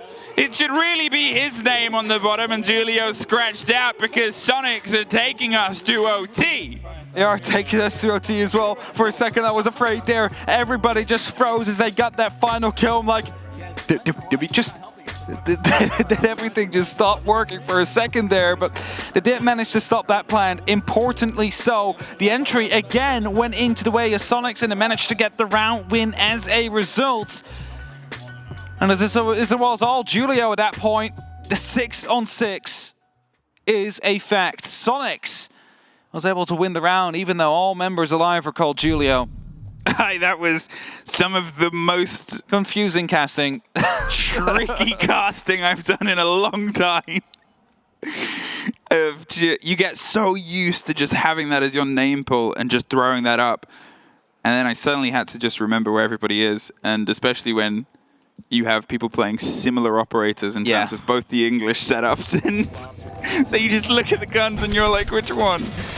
Who's who? No clue. We'll see if it gets sorted when we get back in. I hope so. I hope Bart's going to make a meme out of that one. All players are Julio. All players are called Julio now. All the way down. Oh, Psycho even. Gasson is coming over, and he has no clue what's going on.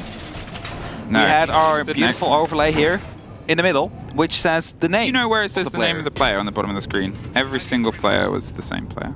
Yeah. I mean, it would, when it comes to success, I don't know if you guys can at home, if my mic is picking up Milos, but he stood right next to them. Say hello to the people. Hello, people. I did hear that, so it came through. I'm so wonderful, huh? Take this, Liquipedia editors. Now you have to list him as a caster. He just had his input in a live game. Okay, 6-6. OT heads back in. We've had that set up, and we find ourselves back down in Church and Arsenal on the ground floor. They have themselves that intel stretch. The Bandit is gone.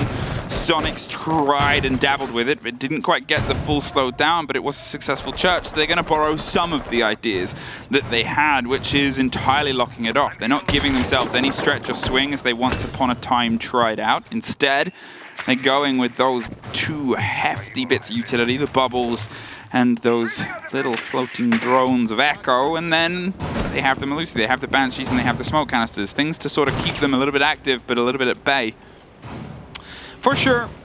And as we're currently at 6-6, the next round will be important again as well. And I just put like here, we were here before. Back then, NIP was able to take 2 consecutive rounds into the overtime, not allowing the Soniqs to even get into a position for a map point. And well, we're back in this bottom floor. It was won once by the side of the Soniqs, also won very cleanly by NIP. Which one will it be is going to be the big question here. They've been able to get themselves moto open. They're going for the full stretch. They're very quick and very uncontested when they've gone for this early steps and stages of it so far. Okay, there was a dabble with the top floor hold a long time ago. Not quite able to get the Flores, and that's going to open up that little route through. No, the drone didn't get a full connection there. That wall has actually stayed soft. I'm not entirely sure what it caught, but it wasn't the soft on the wall itself. The breaches start to come through. They're playing against some of it with impacts, and those are low breaches anyway, so the blows have come off. Kansan is taken by the backside. Pino is able to get it inside blue. They pull back, and the spray either side is the pressure that's exploding. Rexon knocks it back. Musi pulls, and well, with the Echo drone hopped up and lit up in the corner, you know they're getting a full feed. Super loses his shield, loses a bit of the safety for the swing here, but still has the canisters on 50 seconds. They're about to just push pipes either way.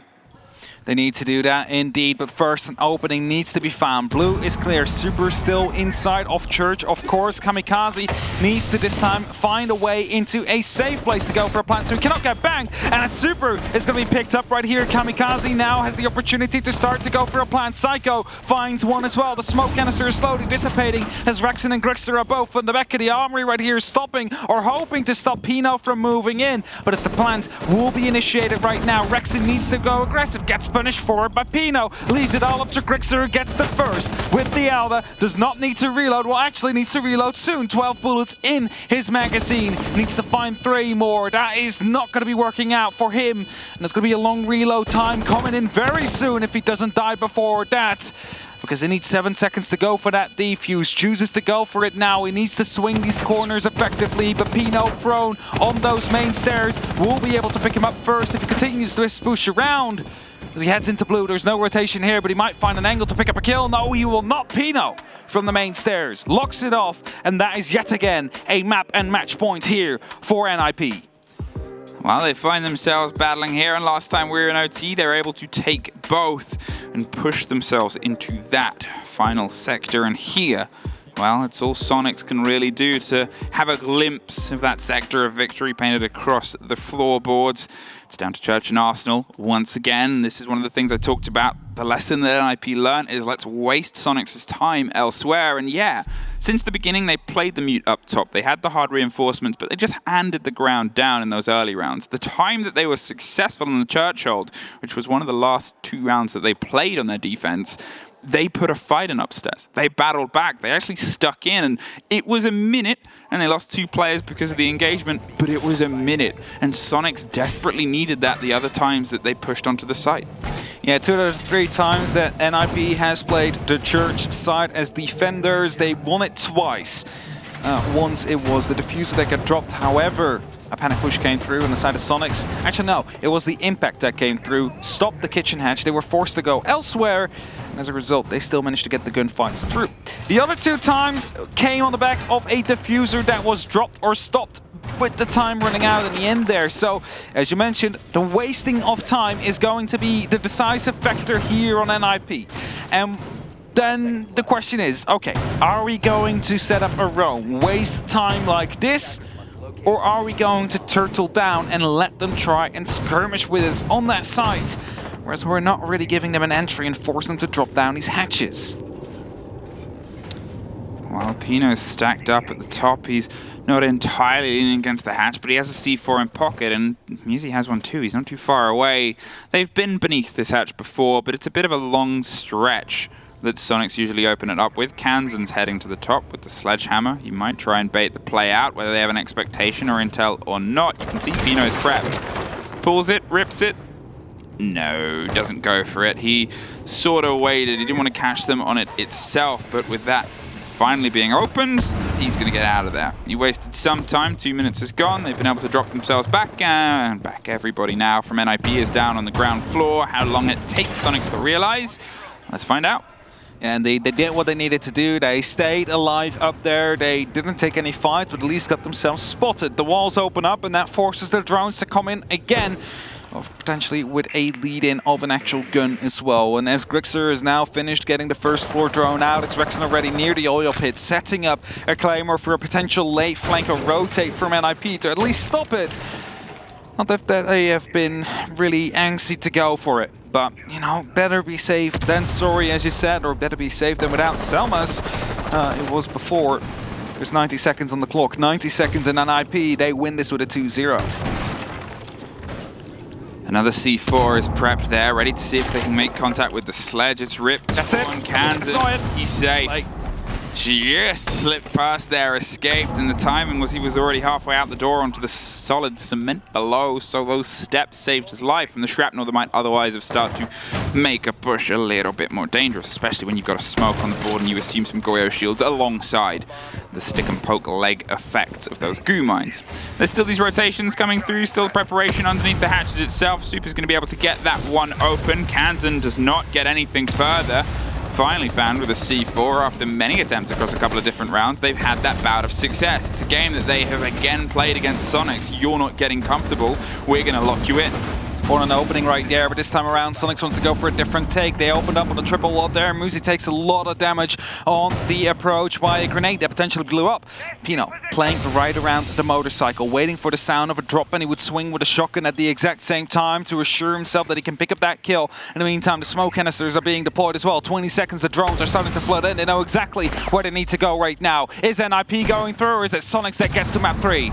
A great grenade in the lead in as Rexon takes the fight onto blue. Can't quite get it solidified. Muzi and Julio are able to get one apiece, but Grixer on the church wall goes big. However, a 2 versus 2, 5 seconds, no diffuser. You left it outside. You didn't press the new pickup button. Planted a handful of seconds in opposition, and Yeti needs to go big, and he can't quite get it. Psycho solidifies NIP, I believe, top of the group based on results previous, but either way, they are in the playoffs. They are escaping groups, and they are just able to keep Soniqs at bay. A valiant effort there for the Soniqs. They got close on map 1. They got close just now. However, just that mistake, the change where you need to press F to pick up the case when it gets dropped before is what cost them the game in the end. He pushed into a safe space. There was nothing to plant. Had to walk back. Time ran out. He almost got it down. But unfortunately for them, NIP, the world champions so far, continue on and take this 2-0. Take those 3 points. This was the last opportunity to do so because they're done in the groups and have taken full use of it. I mean, they did it at the very end, so they've done it, but they've done it. They have secured themselves, and now they have the day tomorrow to kind of get their heads on straight. Obviously, there's a couple of days that passed, or a day that passed at the end of groups, a couple for them now before we find ourselves back into the midst of playing through the playoffs bracket, but still, the champions are still fighting for the chance to pick up that hammer twice. It hasn't been the smoothest road, and they're well aware of that, but it's not quite of Soniqs. Obviously, there's 2 results that have to potentially come through. Sandbox will be playing, and they need points, and Soniqs, they just need 1 from their showdown versus M&M tomorrow. But that's tomorrow, and we have other stuff today, and we'll let the desk break this game down after a very quick break.